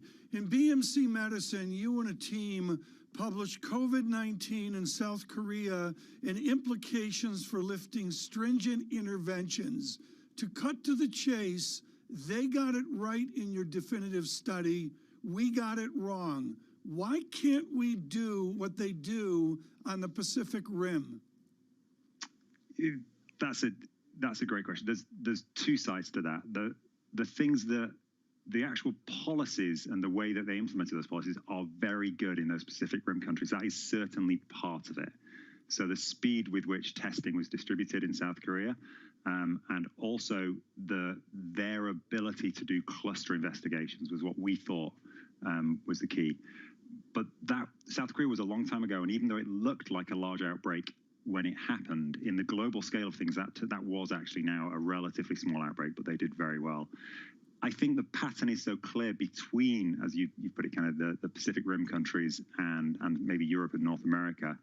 We have to look at more kind of deep-rooted cultural issues that, I think we have to ask the question, I don't have the answer. Are we in Europe capable of acting collectively with the same degree? I think this is absolutely critical. If you come out of Louis Pasteur, the fact is we conquered diphtheria. We conquered this. We conquered typhoid, and on and on. Granted, it's a virus. It's not a bacterium. I get that. But the bottom line is the leadership has failed. Is it just a lack of will of politicians and leadership? Honestly, Tom, I don't think it's just that. I think there's a strong element of leadership, but I think it also reflects the intrinsic values, the desire, the way, as I've said, the way that we are or not capable of acting collectively. I think that's really what we have to focus on. So Germany right now they've intervened earlier. They're going for a low prevalence strategy. And I think they're a great example in Europe to watch. How will Germany kind of achieve, with lockdown light or the measures that they're using, will they achieve a low prevalence regime going into the winter? I think those are the examples that we have to look for in Europe. Right. But, Professor, how many people have the virus, can transmit the virus, but are actually asymptomatic? And how do we test those people? So from our study, it's somewhere probably on the day, when we randomly approach people and ask them to test them, regardless of their symptom state, then of those that are positive, we get between 50 and 70% approximately don't show symptoms on that day. Some of those may go on to get symptoms. And the short answer is it's very difficult to get at those, even with very high volume testing. It's hard to get at those. The way the testing that really works is when people have symptoms, to provide them very, very rapid access and results to a test. And those are the highest value tests, the best that we can do those. If we get very high volumes of tests from some of the lateral flow technology that's coming online, then we may look, we can look at large screening programs, but they're going to need to be run carefully, and it's not immediately obvious that they solve the problems in one go. All right, Stephen, thank you so much. Stephen Riley there, Imperial College London Professor of Infectious Disease Dynamics. Now, coming up later, we speak with Dr. Andrew Pekosh. He's Johns Hopkins University Bloomberg School of Public Health Professor and virologist. We talk about COVID-19. We, of course, also talk about the Midwest in the U.S., 4 days to the election. That interview with Dr. Pekosh, 6:30 a.m. in New York. That's 10:30 a.m. in London. And this is Bloomberg.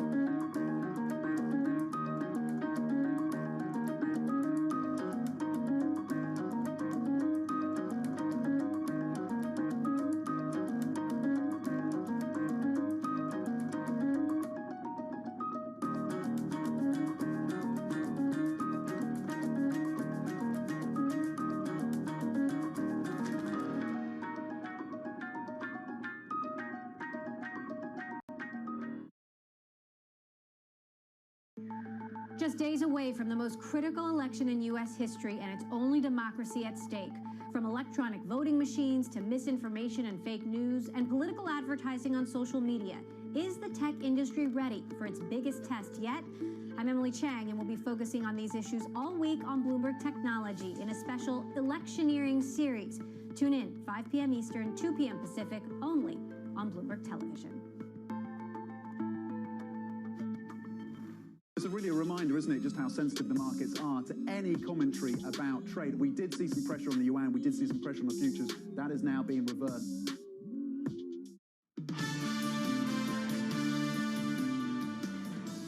This is Bloomberg Surveillance. I'm Ritika Gupta with the Bloomberg Business Flash. Shares of Twitter are falling today. The company says it added far fewer users in the third quarter than analysts expected. Investors had been optimistic that Twitter would reap greater benefits from a return of live sports and the upcoming election.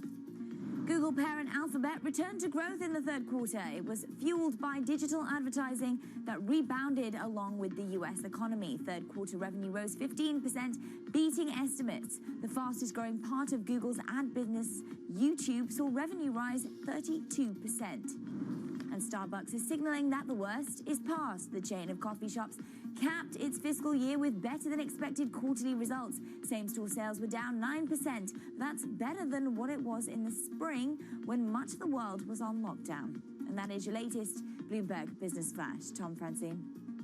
Ritika, thank you so much. And now on to tech, and I don't want to talk fancy products and all this malarkey. I want to talk to financial results yesterday and some real disappointment about not the gloom forward, but the uncertainty forward. Alex Webb is with Bloomberg Opinion and is in charge of our measurement of uncertainty in technology. Alex, it is all in 1.6 million employees involving trillions of dollars of double-digit revenue growth. Why the uncertainty forward?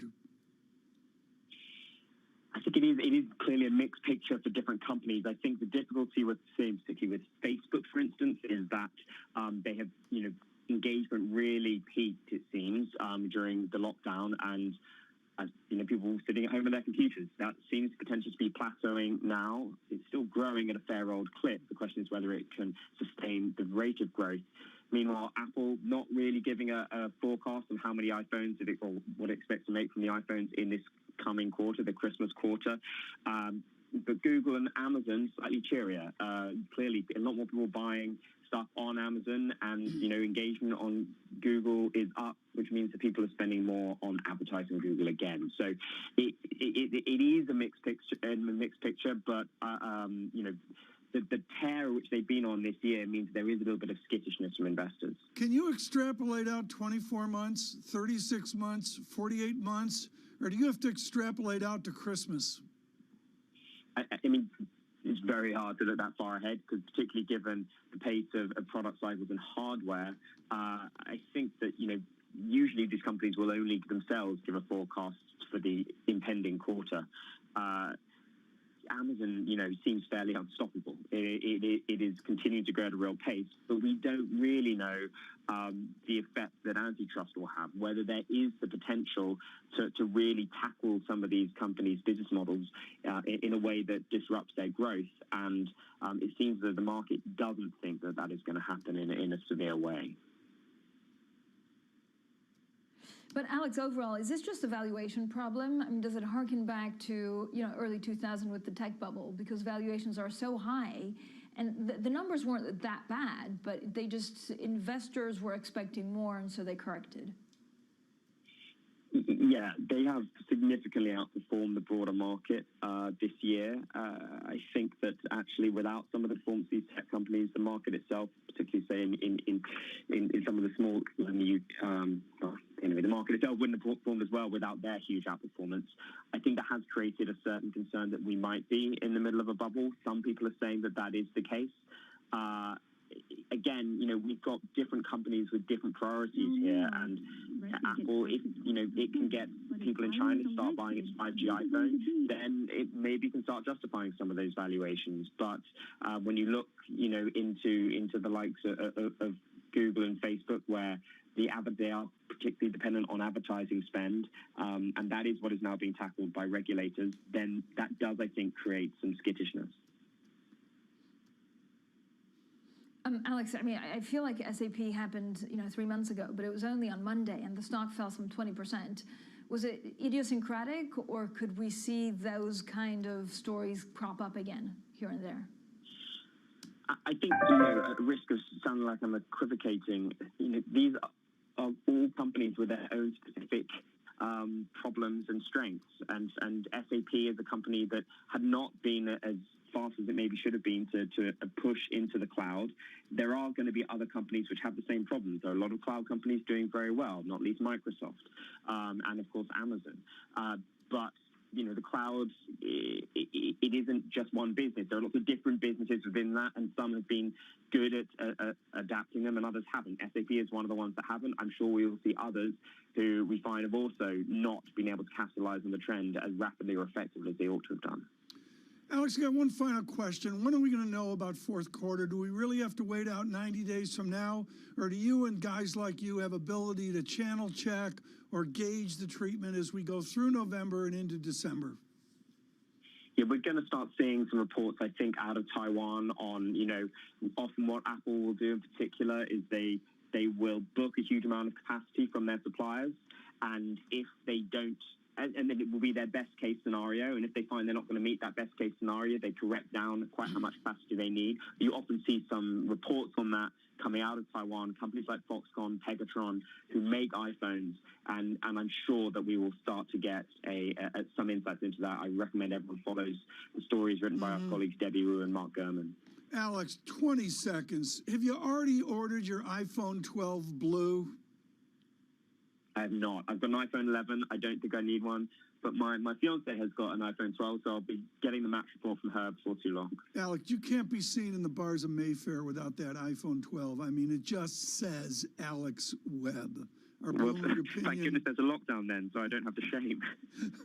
Our Bloomberg opinion tech expert on all of this foolishness, if you will, Alex Webb, really quite good on this. On the data front, well, it's a little bit of an improving tape. We are monitoring the tape, and the tape is correlated and a little bit challenging. Not the angst of yesterday, but futures negative 32, the VIX 38.35. As we look at technology, that means we can also look at the growthiness of the industry, the thirst to be in the market. Howard Ward joins us in our next hour. That is wonderful. Please stay with us from London, from New York. This is Bloomberg.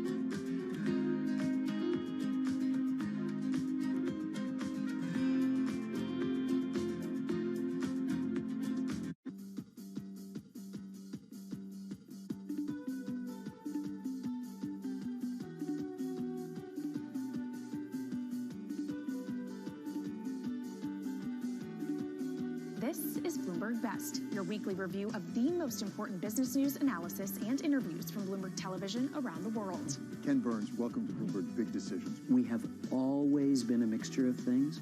We are always stronger for that mixture. Growth is a way to stay competitive, delight more and more consumers. Welcome to the Best of Bloomberg Technology. I'm Emily Chang. They've moved the needle by acknowledging that they have to monitor the content. What is one word of advice you'll take with you? Learn how to listen. And that is certainly something that has served me well. Ankiti, where do you go from here? It's a huge market. It's a huge opportunity. I want to go 100x from here. Our philosophy is to partner where we can and stand apart when we should. The Boston Symphony Orchestra presents BSO at Home. While you stay inside, enjoy a curated collection of archived concerts and behind-the-scenes stories from BSO musicians. BSO Homeschool provides lessons for music lovers of all ages. New performances and messages from musicians are added regularly. Enjoy these selections and much more at bso.org/at-home.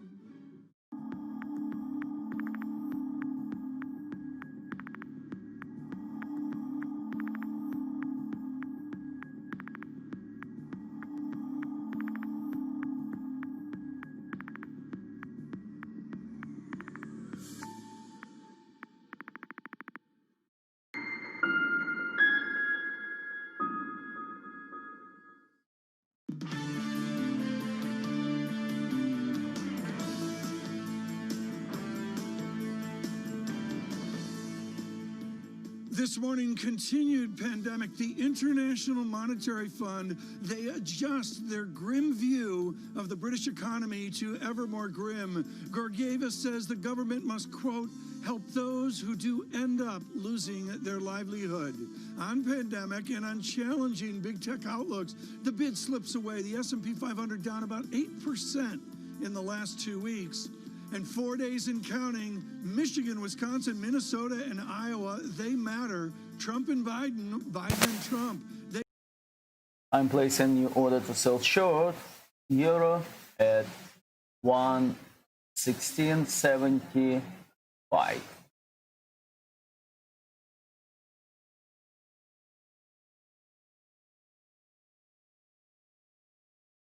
Okay. Order placed.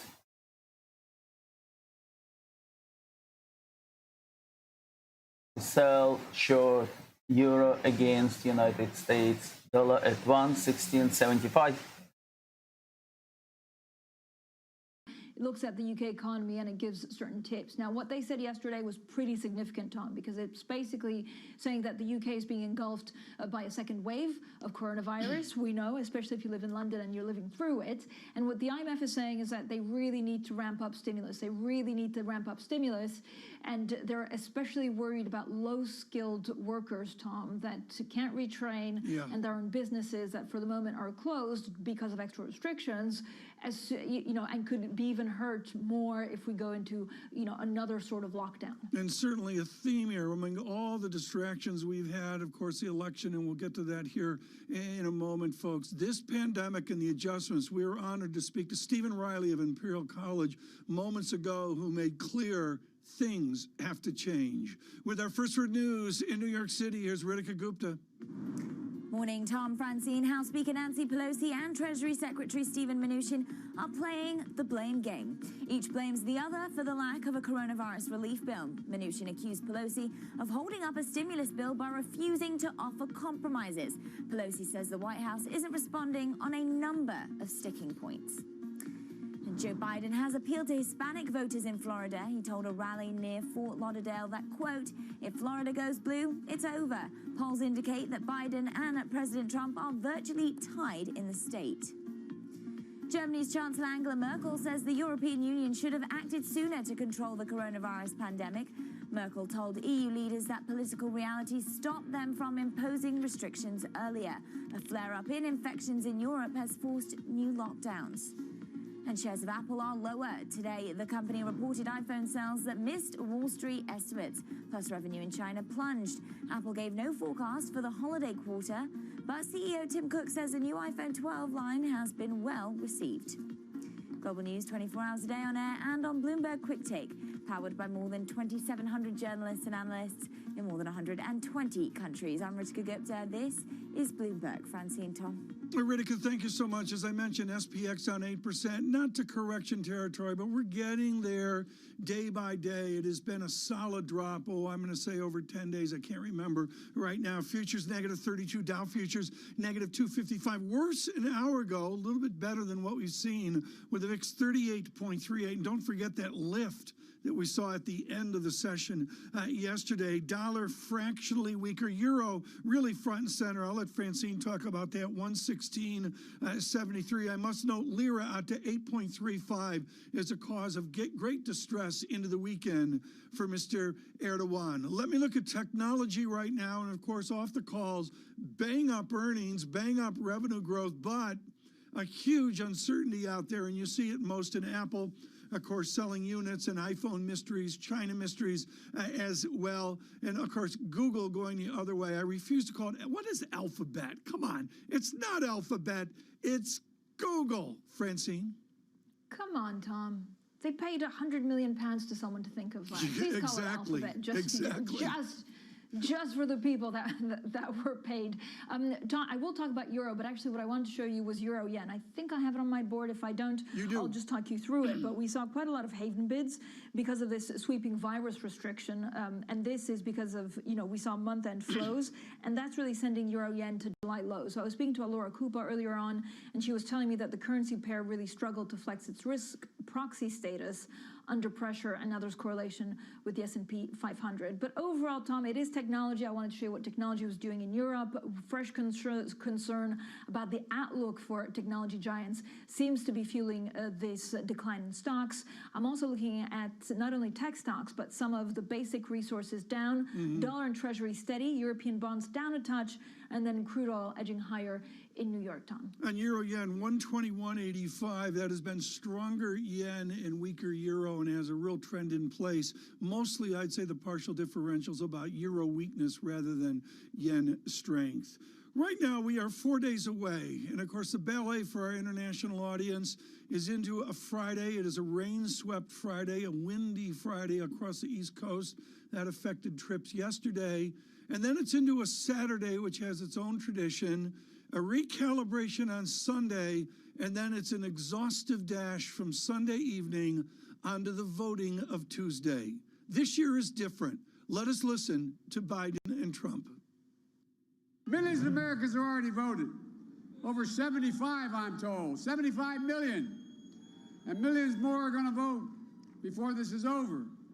And I believe when you use your power, the power of the vote, we literally are going to change the course of this country for generations to come. It's very much bigger than any GDP we've ever had. You have to go back to the 1950s, and then it's less than half. This is the greatest number, 33.1%. If you asked me 2 weeks ago, I would have said, I'll take 12%. 12% would have been very nice. Nobody ever heard of 12%. 33.1. And let me tell you what they're going to do. I never even thought of this one. They won't even talk about it. This is the biggest event in business in 50 years. As we talked to Louis Lukens earlier with his service to President. Order to sell short euro was cancelled. It moved, as you can see, far away. For day traders, this is kind of too far. Okay? Let's wait for better time. And build an office by himself in his tour of duty with Mr. Trump. Joe, you know, it's wonderful to speak to you because I think you're removed from the fray. What is your prescription for Mr. Trump in this dash to Tuesday? Well, it's a lot of what he's doing. I mean, I do think he's hitting on the themes that he is most comfortable with, the business themes, the economic themes, the get America back to work, and the pro-America themes that got him in the White House in the first place. You know, he's not, as we know, he's not 100% comfortable talking about shutdowns and more prescriptions to arrest the spread of the virus. He wants to be out there talking about getting America moving again and jobs. Mark Thiessen in the Washington Post, Joe, who has been a supporter of much of the president's actions, says, look at what he accomplished and shut your ears. Is that appropriate? Can we look at any different candidate and say, look at the actual policy and ignore all the verbal, all the actions of, again, any given candidate? Absolutely. I mean, I agree on that front. I mean, even I was domestic policy advisor, but even in the foreign policy arena, I mean, just if you were a left of center person who's been out there protesting for 10, 15 years, 20 years about get us out of foreign military engagements and get our troops back home, look at what he's done on that front. Look at what he's done to obliterate ISIS. Look at what he's done in moving the capital of Israel. And he was attacked by traditional Republicans and Democrats who said it was going to engulf the Middle East in conflict. The opposite has happened. And then on the economic front, he was mocked. He said, there's no way you're going to be able to get jobs back here in the United States. There's no way for you to get economic growth above an anemic 1%. That was supposed to be the new normal. And he defied the expectations. Absolutely. I find it bizarre that people who agree with his policies frequently sit there and say, but I can't handle his tweets. I mean, really, would we rather be invading Iraq with nice sounding words or blowing up Libya and starting a refugee crisis which spurred Brexit, as opposed to being irritated by a tweet that's maybe intemperate? Joe, we're 4 days away from the election. The polls are narrowing in some states. In others, you know, Biden has a clear win. Can President Trump still get reelected? Absolutely. I mean, I think there is a path to victory for him, and Biden has a clear path, but it's not as simple as a lot of the pundits are saying and a lot of the pollsters are saying. I mean, if Biden loses Pennsylvania, he's in real trouble. I would flip the equation a little bit for the president. If he loses Florida, I think it's probably an early night for him. But if Biden loses Pennsylvania, it's difficult for me to see a path. And then because the president has really roiled the electorate in new ways, gone after working class people, pursued minorities and demographic groups that Republicans traditionally wrote off, you could see some interesting things in this election that conventional pollsters and pundits are Meaning missing. what, Joe? That I wouldn't be surprised if he did better. So you think, is this the elusive Trump voter? Well, it's not elusive. The shy Trump voter. It put him in it's the shy Trump voter, and it's people who they normally, a traditional pollster may take for granted.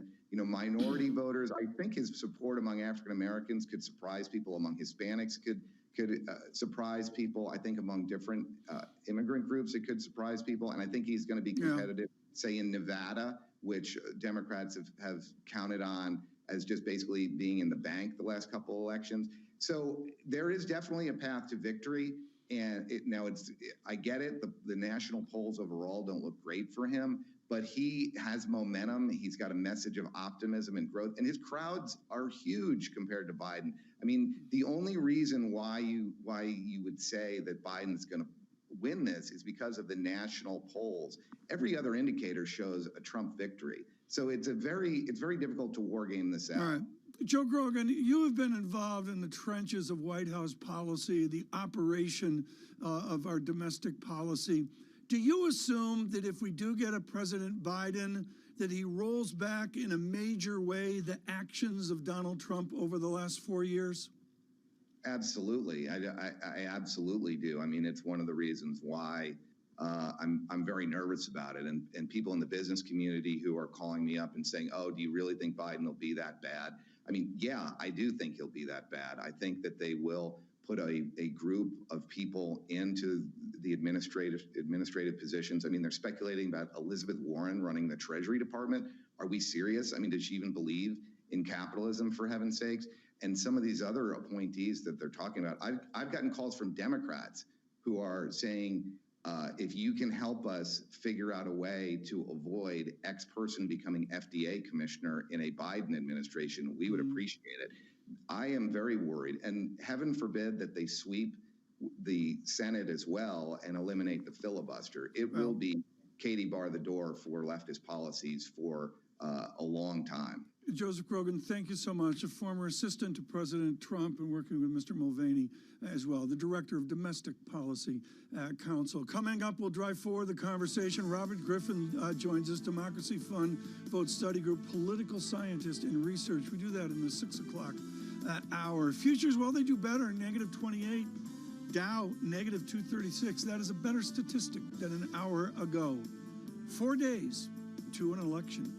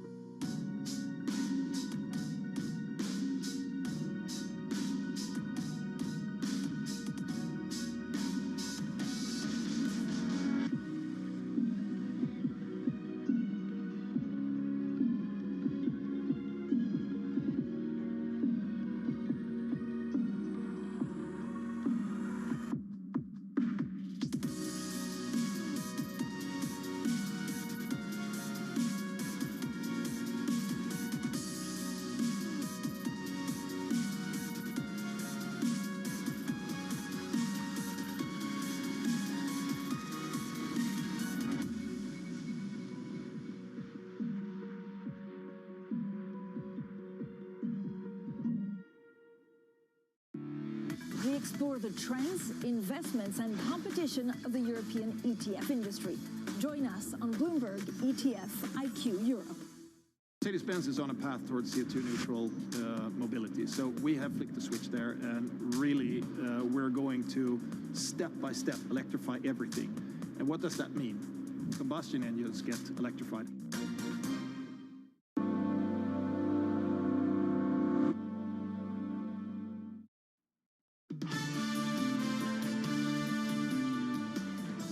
Greater China is the region that was most heavily impacted by the absence of the new iPhones during the September quarter. Still, we beat our internal expectations in the region, growing non-iPhone revenue strong double digits, and iPhone customer demand grew through mid-September. Tim Cook, speaking yesterday, as we spoke to our Alex Webb earlier, and Daniel Ives scheduled to be with us, I believe, later in the morning, who's a strong sell-side Apple bull. How about someone in the trenches? We usually start with Howard Ward of Gabelli Funds on the broader markets, but because of the tech uproar of the last 12 hours, we'll go to him right now on tech and on Apple. Howard, what I find fascinating is I see double-digit revenue growth across these juggernauts. Jim Suva at Citigroup has a double in earnings power over 24 months. How do you maintain a Howard Ward Gabelli perspective of 3 years or 5 years looking at the uproar of a given day or a given week? Well, these are volatile times that we live in, Tom, and what we've seen since the onset of the pandemic has really been a significant re-rating of a number of these growthy technology names. Because what's happened is the pandemic has pulled forward growth, and we've seen a real acceleration in the demand for many of the technology-based and e-commerce-based products. And so, the bar, we wait to reset things at a higher level, and the growth continues. And it will be a challenge. Obviously, it's a very competitive environment for most of these companies. It's going to be a challenge for them to continue to generate the growth that will satisfy the now higher expectations. But for now, they've got the green light, and they have a long runway of growth ahead of them. Do they have the optionality to increase that combination called use of cash, of dividend, of bulk share buyback? I mean, I think I saw a $22 billion statistic for Apple yesterday. Are they being too stringent in their use of cash in this crisis? Well, I certainly wouldn't criticize anybody for conserving cash during this crisis. I think to some respects that's the appropriate thing to do until we are further through the crisis. And I have to say, Tom, just to digress for a moment, this setback that we're seeing right now in terms of the surge in COVID was very predictable. We talked about this on your program earlier this summer and late spring, that the biggest risk to the economic forecast and to the bullish outlook for stocks was that we weren't going to follow the science. We wouldn't stick with it, and it would come back. And that is exactly what has happened. And so, and now it's at a significant level. And I just wonder, how many people will have to die and how many people will have to get sick until we start to get more serious again about following the science. But Howard, if we just go back to tech 1 second, and then we'll go into lockdowns and coronavirus. I mean, is tech in a bubble right now? And did we see the first signs of that bubble bursting? I think that certainly there have been elements of the tech market that have been in a bubble. If you go back to August, and August was very much like 1999, where you had stock split mania, where speaking of Apple and Tesla announced stock splits at the end of July, and the stocks went through the roof in August. And as I think most of your listeners know, that a stock split does nothing to enhance the attractiveness of a company's fundamentals. You just have more shares outstanding. Your percentage ownership is unchanged.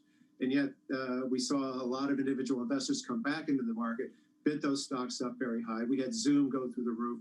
We've had a number of the smaller, more aggressive tech names reach very high levels of valuations, 30, 40, 50 times revenue type valuations. And so are there sort of the earmarkings of a bubble in the fringes of tech? Yes.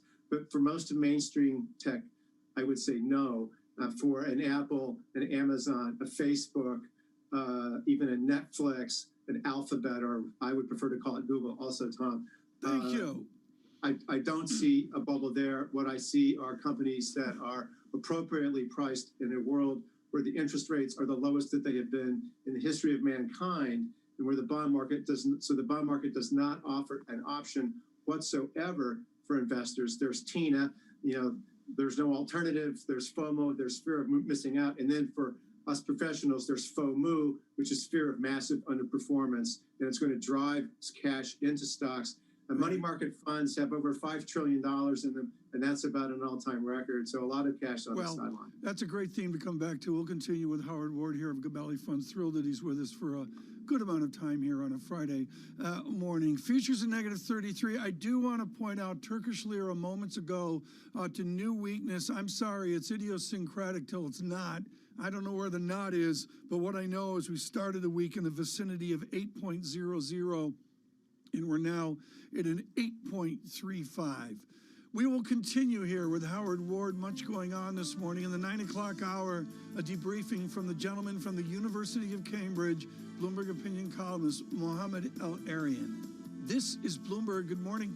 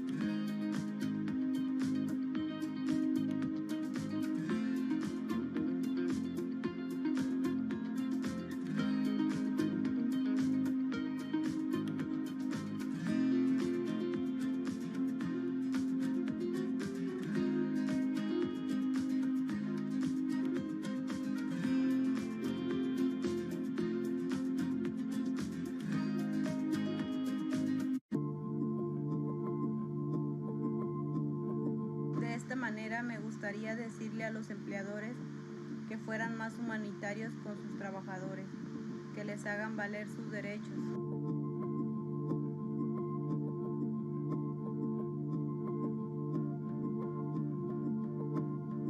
Y estábamos viviendo en dos casas, en unas 50 personas y en la otra otras 50. En cada casa había 5 habitaciones. En cada habitación había de 3 a 4 camas abarrotadas. Vivíamos de 6 a 7 personas. Un baño para cada habitación y una cocina para todas.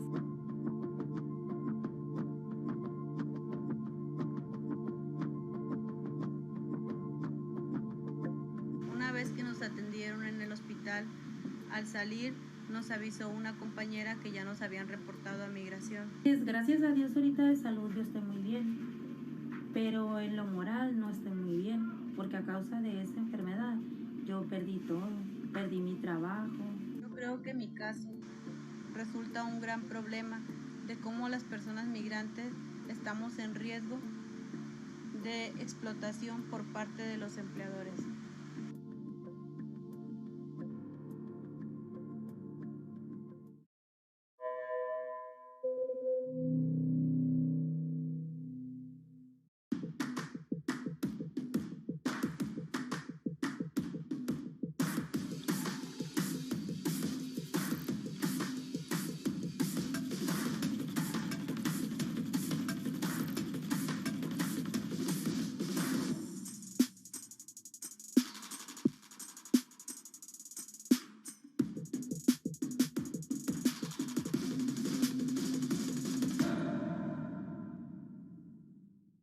The 2020 presidential election is in the home stretch, and a handful of states will decide who occupies the Oval Office.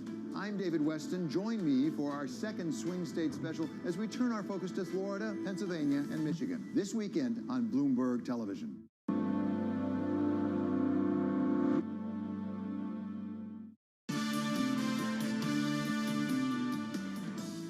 This is Bloomberg Surveillance. I'm Rishka Gupta with your Bloomberg Business Flash. Amazon is projecting a big jump in sales in the current quarter, beating analysts' estimates. That indicates the world's largest e-commerce company expects the surge in online buying during the pandemic to extend to the holidays. Still, Amazon's shipping expenses rose faster than revenue. Facebook's indicating that a major advertiser boycott has had a limited impact. The social network says sales rose a better than expected 22% in the third quarter, and the number of monthly active users beat estimates too. Still, there was an unusual decline in users in the US and Canada. And that record-setting Ant Group IPO is generating unprecedented investor interest. Shares are being listed in both Hong Kong and Shanghai. Bids for shares in Shanghai totaled a record $2.8 trillion yesterday. That exceeds supply by more than 870 times. And that is your latest Bloomberg Business Flash. Tom Francine. Ritika, thanks so much. Again, looking at negative 31 on the Dow. The dollar churning today. We do note oil still weak, 36.04 on West Texas Intermediate. Coming up, much more. Howard Ward will join us. Mr. Segal, Neg Segal from Twitter in the 3 o'clock hour. This is Bloomberg.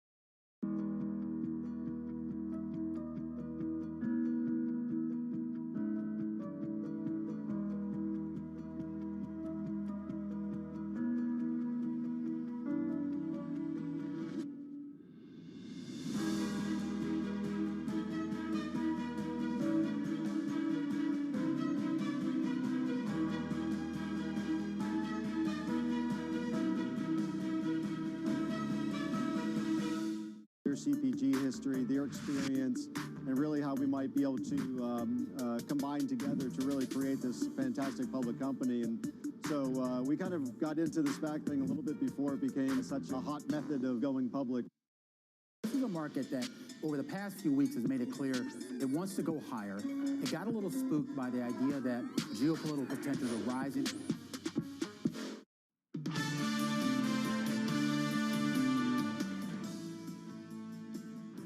This is Bloomberg Surveillance. I'm Francine Lacqua in London. Tom Keene in New York. Tom, we're back with Howard Ward of Gabelli Funds, where he's Chief Investment Officer of Growth Equities. Howard, we were talking a little bit about, of course, the assets or certain assets and the relationship with restrictions in the economy. We had, for example, some growth figures out of Europe that were better than expected. So as soon as the economy reopens, maybe we see a quicker rebound than we thought we had. But what are markets discounting right now? Well, I think the markets, we're looking at a correction. We're maybe down 8%. We had a similar earlier correction like this in early September. I think the markets are sensing the slowdown in growth that's being brought on by the rise in COVID cases and by the lack of a new stimulus bill to put money into the hands of the many small businesses and individuals who are running out of cash. I think that's a big mistake from a policy level that is going to be that's going to translate quickly into a more difficult picture for the economy. And the V-shaped growth that we've been experiencing so far during this recovery, I think, is turning into a V that looks like it was drawn by a 3-year-old. In other words, it's not going to be very pretty, I think, for a while here. I know that as well. And so. Okay, but Howard, so it's I think the markets are pretty spot on, actually. Okay, what comes after that wonky V? So you have a V that we're not sure, as you say very funnily, drawn by a 3-year-old. Is it then too late for governments to step in with extra support for people? I think that the support, and by the way, it's really something when the head of the Federal Reserve Board pleads with the Congress and the administration for a fiscal package and they get nothing. And so the head of the Fed has been on this from the get-go, and so kudos to Jay Powell and the Fed. This is they understood the magnitude of the pandemic in the very early days. So it's not too late. The fiscal package will come. It might not come until February, but it is going to come, and it's going to be $2 to $3 trillion. So we know that's coming, and we feel strongly that that's coming. Maybe that's a better way to phrase that. And so the market sees that, and hopefully we can help bridge some of these other businesses and families over until they have some more cash coming in. But I feel pretty certain that there will be a package, regardless of who wins the presidency. There will be a package, significant package of aid coming, but it may not come until February. Howard Ward, the yield structure was not in your textbooks at Northwestern. Folks, this is a few years ago, like the last time the Rangers actually won the Stanley Cup. And Howard, I look at where we are in yield, and then I bring it over to your and Mario's excellence in not being in the financials. Is it time to be in the financials because they're so unloved? Well, Tom, for someone who has a really, who's a patient investor with a long time horizon, I would say that you'll probably do okay there.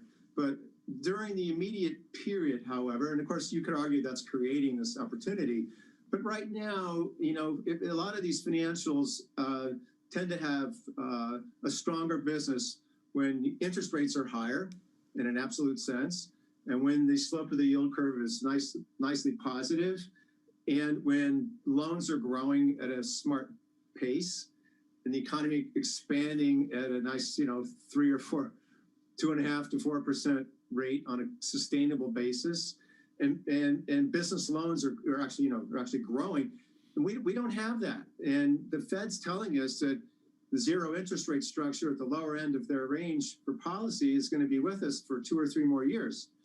And so the prospects for higher rates to help a lot of these banks and other financial institutions that need higher interest rates to really mint money the way you would like, that's somewhere out in the future. And on the loan side, of course, credit quality is a bit of a problem right now, and the banks are appropriately taking massive reserves, which will probably more than account for any losses that they may realize. But credit quality is deteriorating, and that will continue to happen until we're more through this process of unwinding the pandemic. So I don't think you need to race into the financials. Maybe figure out which ones you really want to own, watch them very closely, maybe nibble at them, but I don't think you need to race in there at all at this point. Howard, thank you so much for the time. Howard Ward is the Chief Investment Officer, Gabelli Funds and Growth Equities as well. We greatly, greatly appreciate his attendance this morning, particularly on technology. Futures, -27. With our first word news in New York City, here's Ritika Gupta. Thanks, Tom. They weren't able to agree on a coronavirus relief package before the election. Now Nancy Pelosi and Steven Mnuchin are still battling over terms for a post-election deal. The Treasury Secretary accuses the House Speaker of refusing to compromise. Pelosi says she's waiting for Mnuchin's response to her demands. The path of the U.S. economy is less certain after record quarterly growth. Third quarter GDP soared 33.1%. That largely reflected a rebound in economic activity after widespread lockdowns earlier this year. Economists are projecting the U.S. economy will grow anywhere from below 3% to about 6% in the fourth quarter. The U.S. has set a record for its most coronavirus cases in one day. 89,000 cases were recorded. There's a jump in infections again in New York and New Jersey. Plus, there's a record outbreak across the Midwestern states. A victory by Joe Biden would offer a path to killing an oil pipeline that Hollywood hates. Days after taking office, President Trump cleared the way for the construction of the Dakota Access Pipeline. It's been operating without a permit since July, following a court ruling. Now opponents say that Biden could shut it down for good if he's elected.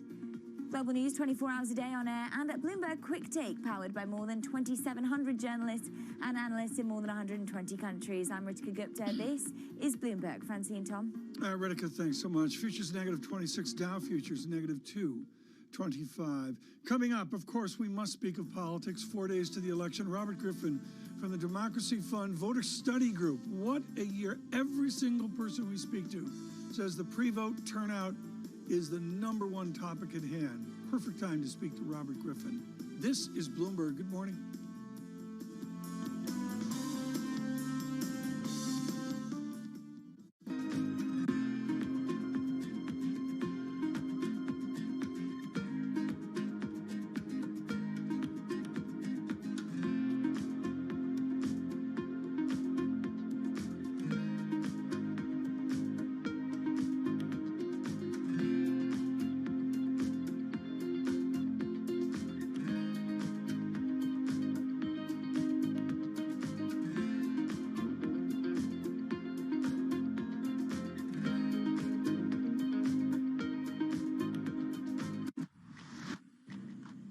Women leaders were actually better at controlling the deaths from COVID-19. Do you think out of this pandemic, we'll see more countries be willing to elect female leaders? When we look at women leaders, we tend to project on them baggage that they shouldn't bear. Women are given an opportunity when no one else wants to do the job. Women had a very clear objective. They wanted to save lives. The women leaders, if you look at their careers, have also built up a level of trust. In fact, women have to be better at communication in order to be elected as leaders, whereas this doesn't hold true for men. We need to get those sexist stereotypes out of our head and give women a fair run for leadership. Trying to change the stereotypes about women is not only the business of women, but men have to be part of it.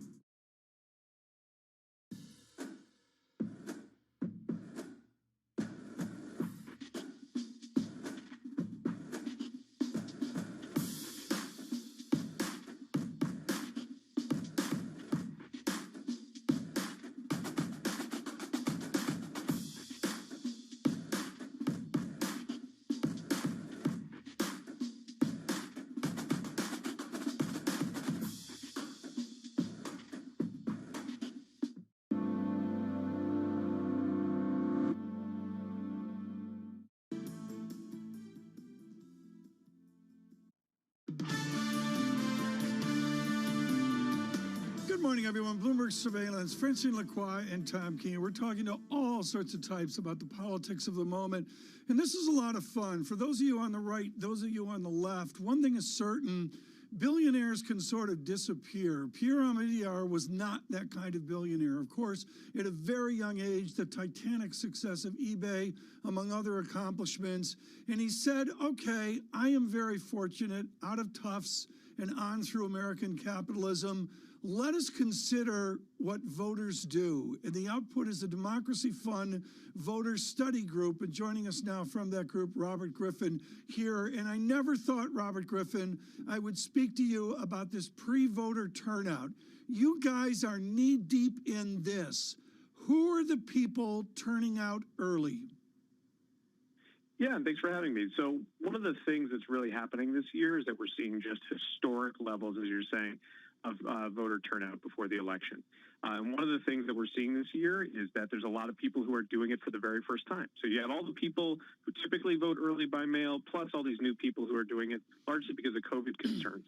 The demographic makeup of them is pretty diverse, but one thing we do know is that there's a political dimension to all this. So right now, people who are supportive of Joe Biden just much likelier to have already voted than the supporters of Donald Trump. Do you see any indication that the president can reverse that turnout and he have a major turnout in the physical election of Tuesday? Yeah, so the thing that we don't know yet is whether all this early turnout has actually changed the composition of the electorate. It could well be that all of Donald Trump's supporters are really just waiting for Election Day for the most part, and actually are going to vote then. And that appears to be what people are saying in surveys, and it's kind of what people are expecting going into Tuesday. Robert, what's the president's path forward if he gets reelected? Is it minorities? Are the polls, wrong, or is it within a margin of error? I think there's two things that would need to happen. So one is probably a little bit of a tightening of the race even between now and Tuesday. There hasn't been any indicator signs that that's been happening so far. And the other thing would have to be a polling error that was relatively large. So you'd almost need both of those things, or you'd need one of those things to happen at almost a historic proportions. So right now, again, there is a pathway for the president, but it's relatively narrow. Are people ashamed when the pollster calls you? I don't know how much of it is done via phone or whether it's by email, but are people ashamed of saying that they will vote for Donald Trump? So this is a really common narrative that came out of the 2016 election. And the thing is, there's just not that much evidence that a large number of people are doing something like this. And as you almost mentioned, right, we have people taking surveys online. You can't really, it's hard to imagine being a shy Trump voter if there's no one to be shy in front of, if you're just answering questions to a computer. Robert, I look at some of the themes of this voting, and we don't have time to dive into all of them. But I must talk, and I talk about this as a fossil who remembers when it was so simple. But the idea, and this goes to your democracy, is a process. The sanctity of the voting line, the sanctity of that distance from the old physical polls that we had, and the path out of whatever the venue is, a church or a school, whatever, there was a sanctity to the distance. Is that gone? I don't know that it's gone in any way. I mean, I think, this election year, we're really dealing with a rather unique set of circumstances around COVID-19, and methodologies for voting that we've used for a long time in American politics have just become way more popular. I think the most important thing, right, is that everybody who wants to vote has the ability to vote, and then we just make sure that that happens. I think that's something that most people can agree on. Well, how are we doing on that? I mean, what's the judgment here? The Supreme Court's a little busy. It's a ruling a day on voting, on the delay of ballots, and there's an argument to the right and to the left on this. I get all those biases, and folks, to be honest, it's been there for hundreds of years. This is not a new debate. But how is that going to play out with our legal system adjudicating what legislatures do? I think it's a really open question as to what turnout is going to look like precisely for the reasons that you kind of mentioned. Now, that said, I can tell you that everybody right now is at least projecting that we're probably going to see a historic level of turnout, something that's probably a higher turnout election than we've seen in about 100 years. So, again, I think we're going to see how it actually looks in the courts, but by and large, the dimensions of this are that we're heading into a very high turnout election. But, Robert, under what circumstance do you think that President Trump will actually contest the election? So, is there a margin by which he'll lose that he'll just concede defeat? You know, I think President Trump is always sort of the perpetual wild card here. I think there's a decent scenario where people should walk into election night expecting him to say all sorts of things, kind of regardless of what the results are. I think, you know, the thing that we have to keep in mind realistically is that, you know, it may not be really contested in a way that's not just rhetorical unless it really comes close. And right now the race is, you know, as near as we can tell, unless there's a really massive polling error, the races just aren't that close. Robert, just a final question. I was reading a story on our Bloomberg Business Week platform saying that, you know, Indian Americans have tended to favor Democrats, but the GOP has really tried to win them over. Are there, you know, certain minorities that will vote for Trump and the GOP that will surprise you? I think one of the things that we're seeing in the polling this year is that there are potentially a higher number of Latinos and African Americans who say they might be supportive of the president. I think we have to kind of wait for the final data to come in to what actually look like what votes look like post-election. But that's a possibility here, right? That Trump lost ground with some of his traditional bases like white voters and especially white non-college voters, and actually just picked up just a couple of votes with African Americans and Latinos in different parts of the country. Now, again, though, that really hasn't shifted the major top lines of this election, which tell us that the president is probably losing nationally something by 8 or 9 points. So whatever gains he might have made there, it appears to have not been necessarily a trade that has put him in a better position to win the Electoral College. Robert, thank you so much for joining us. Robert Griffin there, Democracy Fund Voter Study Group, a political scientist and research director. Now let's get straight to the Bloomberg Business Flash in New York City. Here's Ritika Gupta. Hi, Ritika. Hi, Francine. Shares of Twitter are falling today. The company says it added far fewer users in the third quarter than analysts had expected. Investors had been optimistic that Twitter would reap greater benefits from a return of live sports and the upcoming election. Google parent Alphabet returned to growth in the third quarter. It was fueled by digital advertising that rebounded along with the U.S. economy. Third quarter revenue rose 15%, beating estimates. The fastest growing part of Google's ad business, YouTube, saw revenue rise 32%. And Starbucks is signaling that the worst is past. The chain of coffee shops capped its fiscal year with better than expected quarterly results. Same-store sales were down 9%, but that's better than what it was in the spring, where much of the world was on lockdown. And that's your latest Bloomberg Business Flash. Francine? Ritika, thank you so much. Coming up next, we speak with Dr. Andrew Pekosh, Johns Hopkins University Bloomberg School of Public Health professor and virologist. We track COVID-19, we look at restrictions, we look to the U.S. election. This is Bloomberg.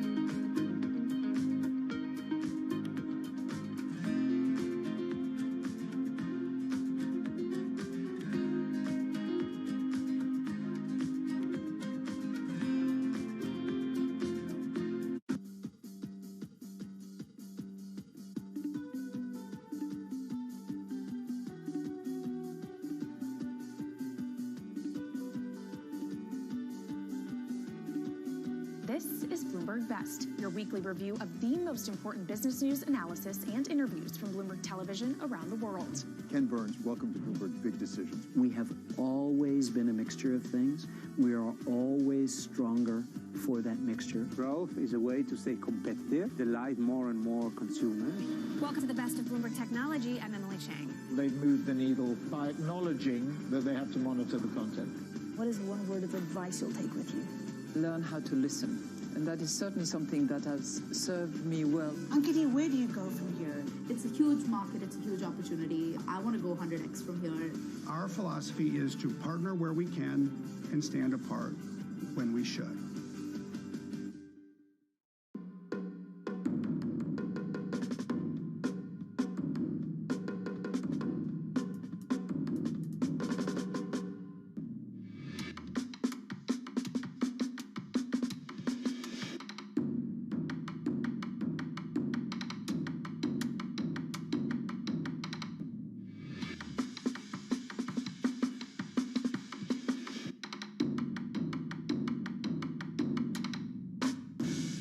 Give you a sense of the real-time action, the 10-year yield tumbling now 11 basis points, so continuing in this knee-jerk risk-off feel.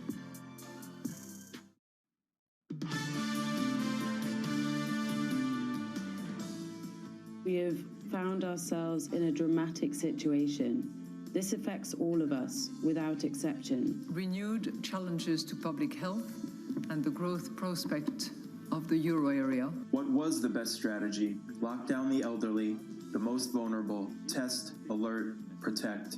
None of that is sufficient in the current situation. We need to take it further. Obviously, they were painful choices. Because there is no restrictive measure that has no impact. We are all wondering when we will come out of this crisis. But now is the time for patience, for determination, and for discipline. European leaders there on the latest virus measures. Now let's get the latest, of course, on the tracking COVID-19. Bloomberg has developed a unique partnership with the leading authority on COVID-19. It's Johns Hopkins, and it really has been at the forefront of the international response. Every day, we bring you insight from experts in public health, infectious disease, and emergency preparedness. We are also getting some breaking news in the last couple of minutes. Pfizer, but also the Astra vaccines are actually said to be under accelerated UK reviews. And let's get straight to the expert on this, really, to try and understand where we are on these vaccines and how soon we could have one. Joining us today, Andrew Pekos, Johns Hopkins University Bloomberg School of Public Health professor. Professor Pekos, when you look at some of the things that worry you, and I'll get onto the vaccines in a second, I mean, how do you explain 20,000, in certain cases 40,000 new cases a day in some European countries? What did the leadership get wrong? Well, one of the things we have to realize is this change from summer months where people were outdoors, making it a lot easier to space between themselves. We know transmission is less efficient outdoors. Even under those conditions, we were seeing large numbers of cases. Now we're moving to a time where people are moving indoors. They're moving into more confined spaces. Those are much more optimal conditions for the virus to spread. Combine that with the fact that even though we've had huge numbers of cases around the world, most of the population is still completely susceptible to infection. So you've got a large number of susceptible people moving into conditions where virus spread is going to be more efficient. Now you're seeing that surge of cases. The things that worked for us in the summer are not working as well right now because the conditions in which people are gathering together and are more optimal for the virus. Andrew, will the number of hospitalization actually catch up with the number of infected, or has the virus changed to what we saw back in March?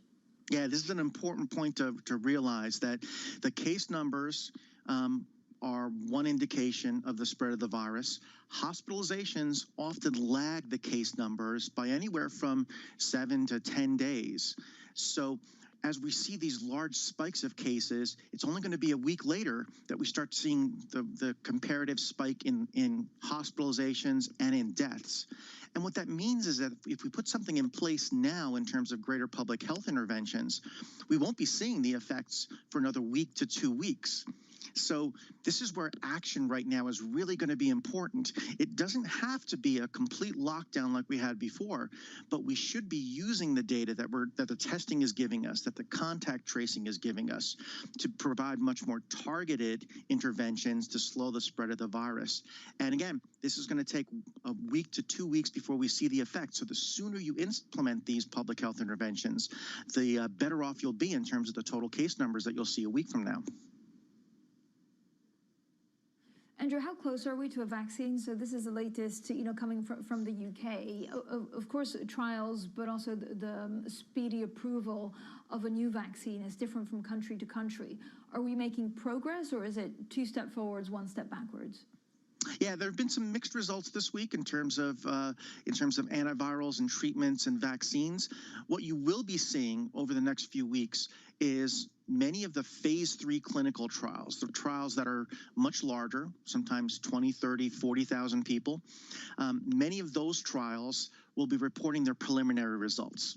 So the first 10,000 people that were immunized, they'll report on results from those individuals, particularly safety and how well the people have responded to the vaccine in terms of their immune responses. So those preliminary reports are going to start coming out soon, and those will be that'll be the data that companies will use to try to get emergency use authorization or those kind of early approvals to start planning for widespread vaccinations. You won't see the full phase 3 results until probably December or January at the earliest, simply because there's a lot of patients being enrolled in these studies and a lot of laboratory work that has to be done to analyze their immune responses and the safety from there. Andrew, thank you so much. Andrew Pekosh there of Johns Hopkins. And of course, be sure to check out VRUS Go on the Bloomberg terminal for the very latest information on the virus, on the spread of the number of infected cases, and also crucially, the impacts on restrictions and the economy. You can also tune in every day for our exclusive conversations with the Johns Hopkins experts in our battle, of course, against COVID-19. This is what the markets are doing. A lot of the focus is on what technology stocks will do after those results yesterday. Sales coming in better than expected for a lot of the big companies in tech, but the outlook was dim, and so we saw shares going down. Coming up, Tom King, Jonathan Ferro, and Lisa Abramovitz for more Bloomberg Surveillance simulcast this time. This is Bloomberg.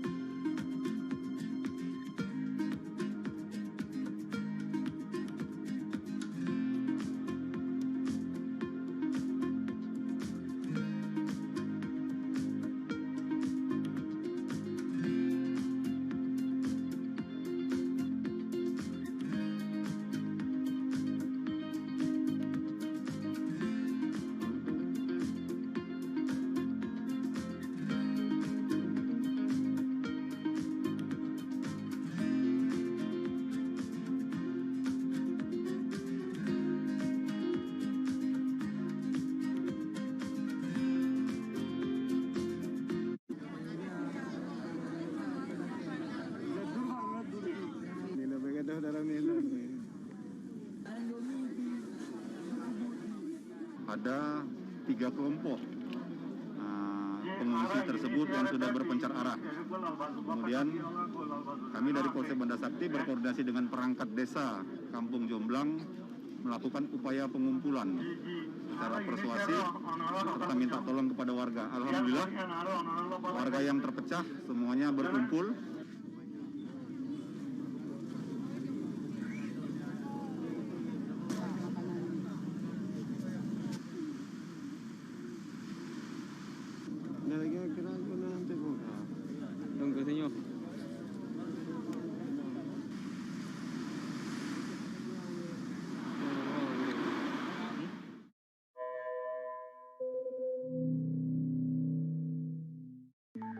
Just days away from the most critical election in U.S. history and its only democracy at stake.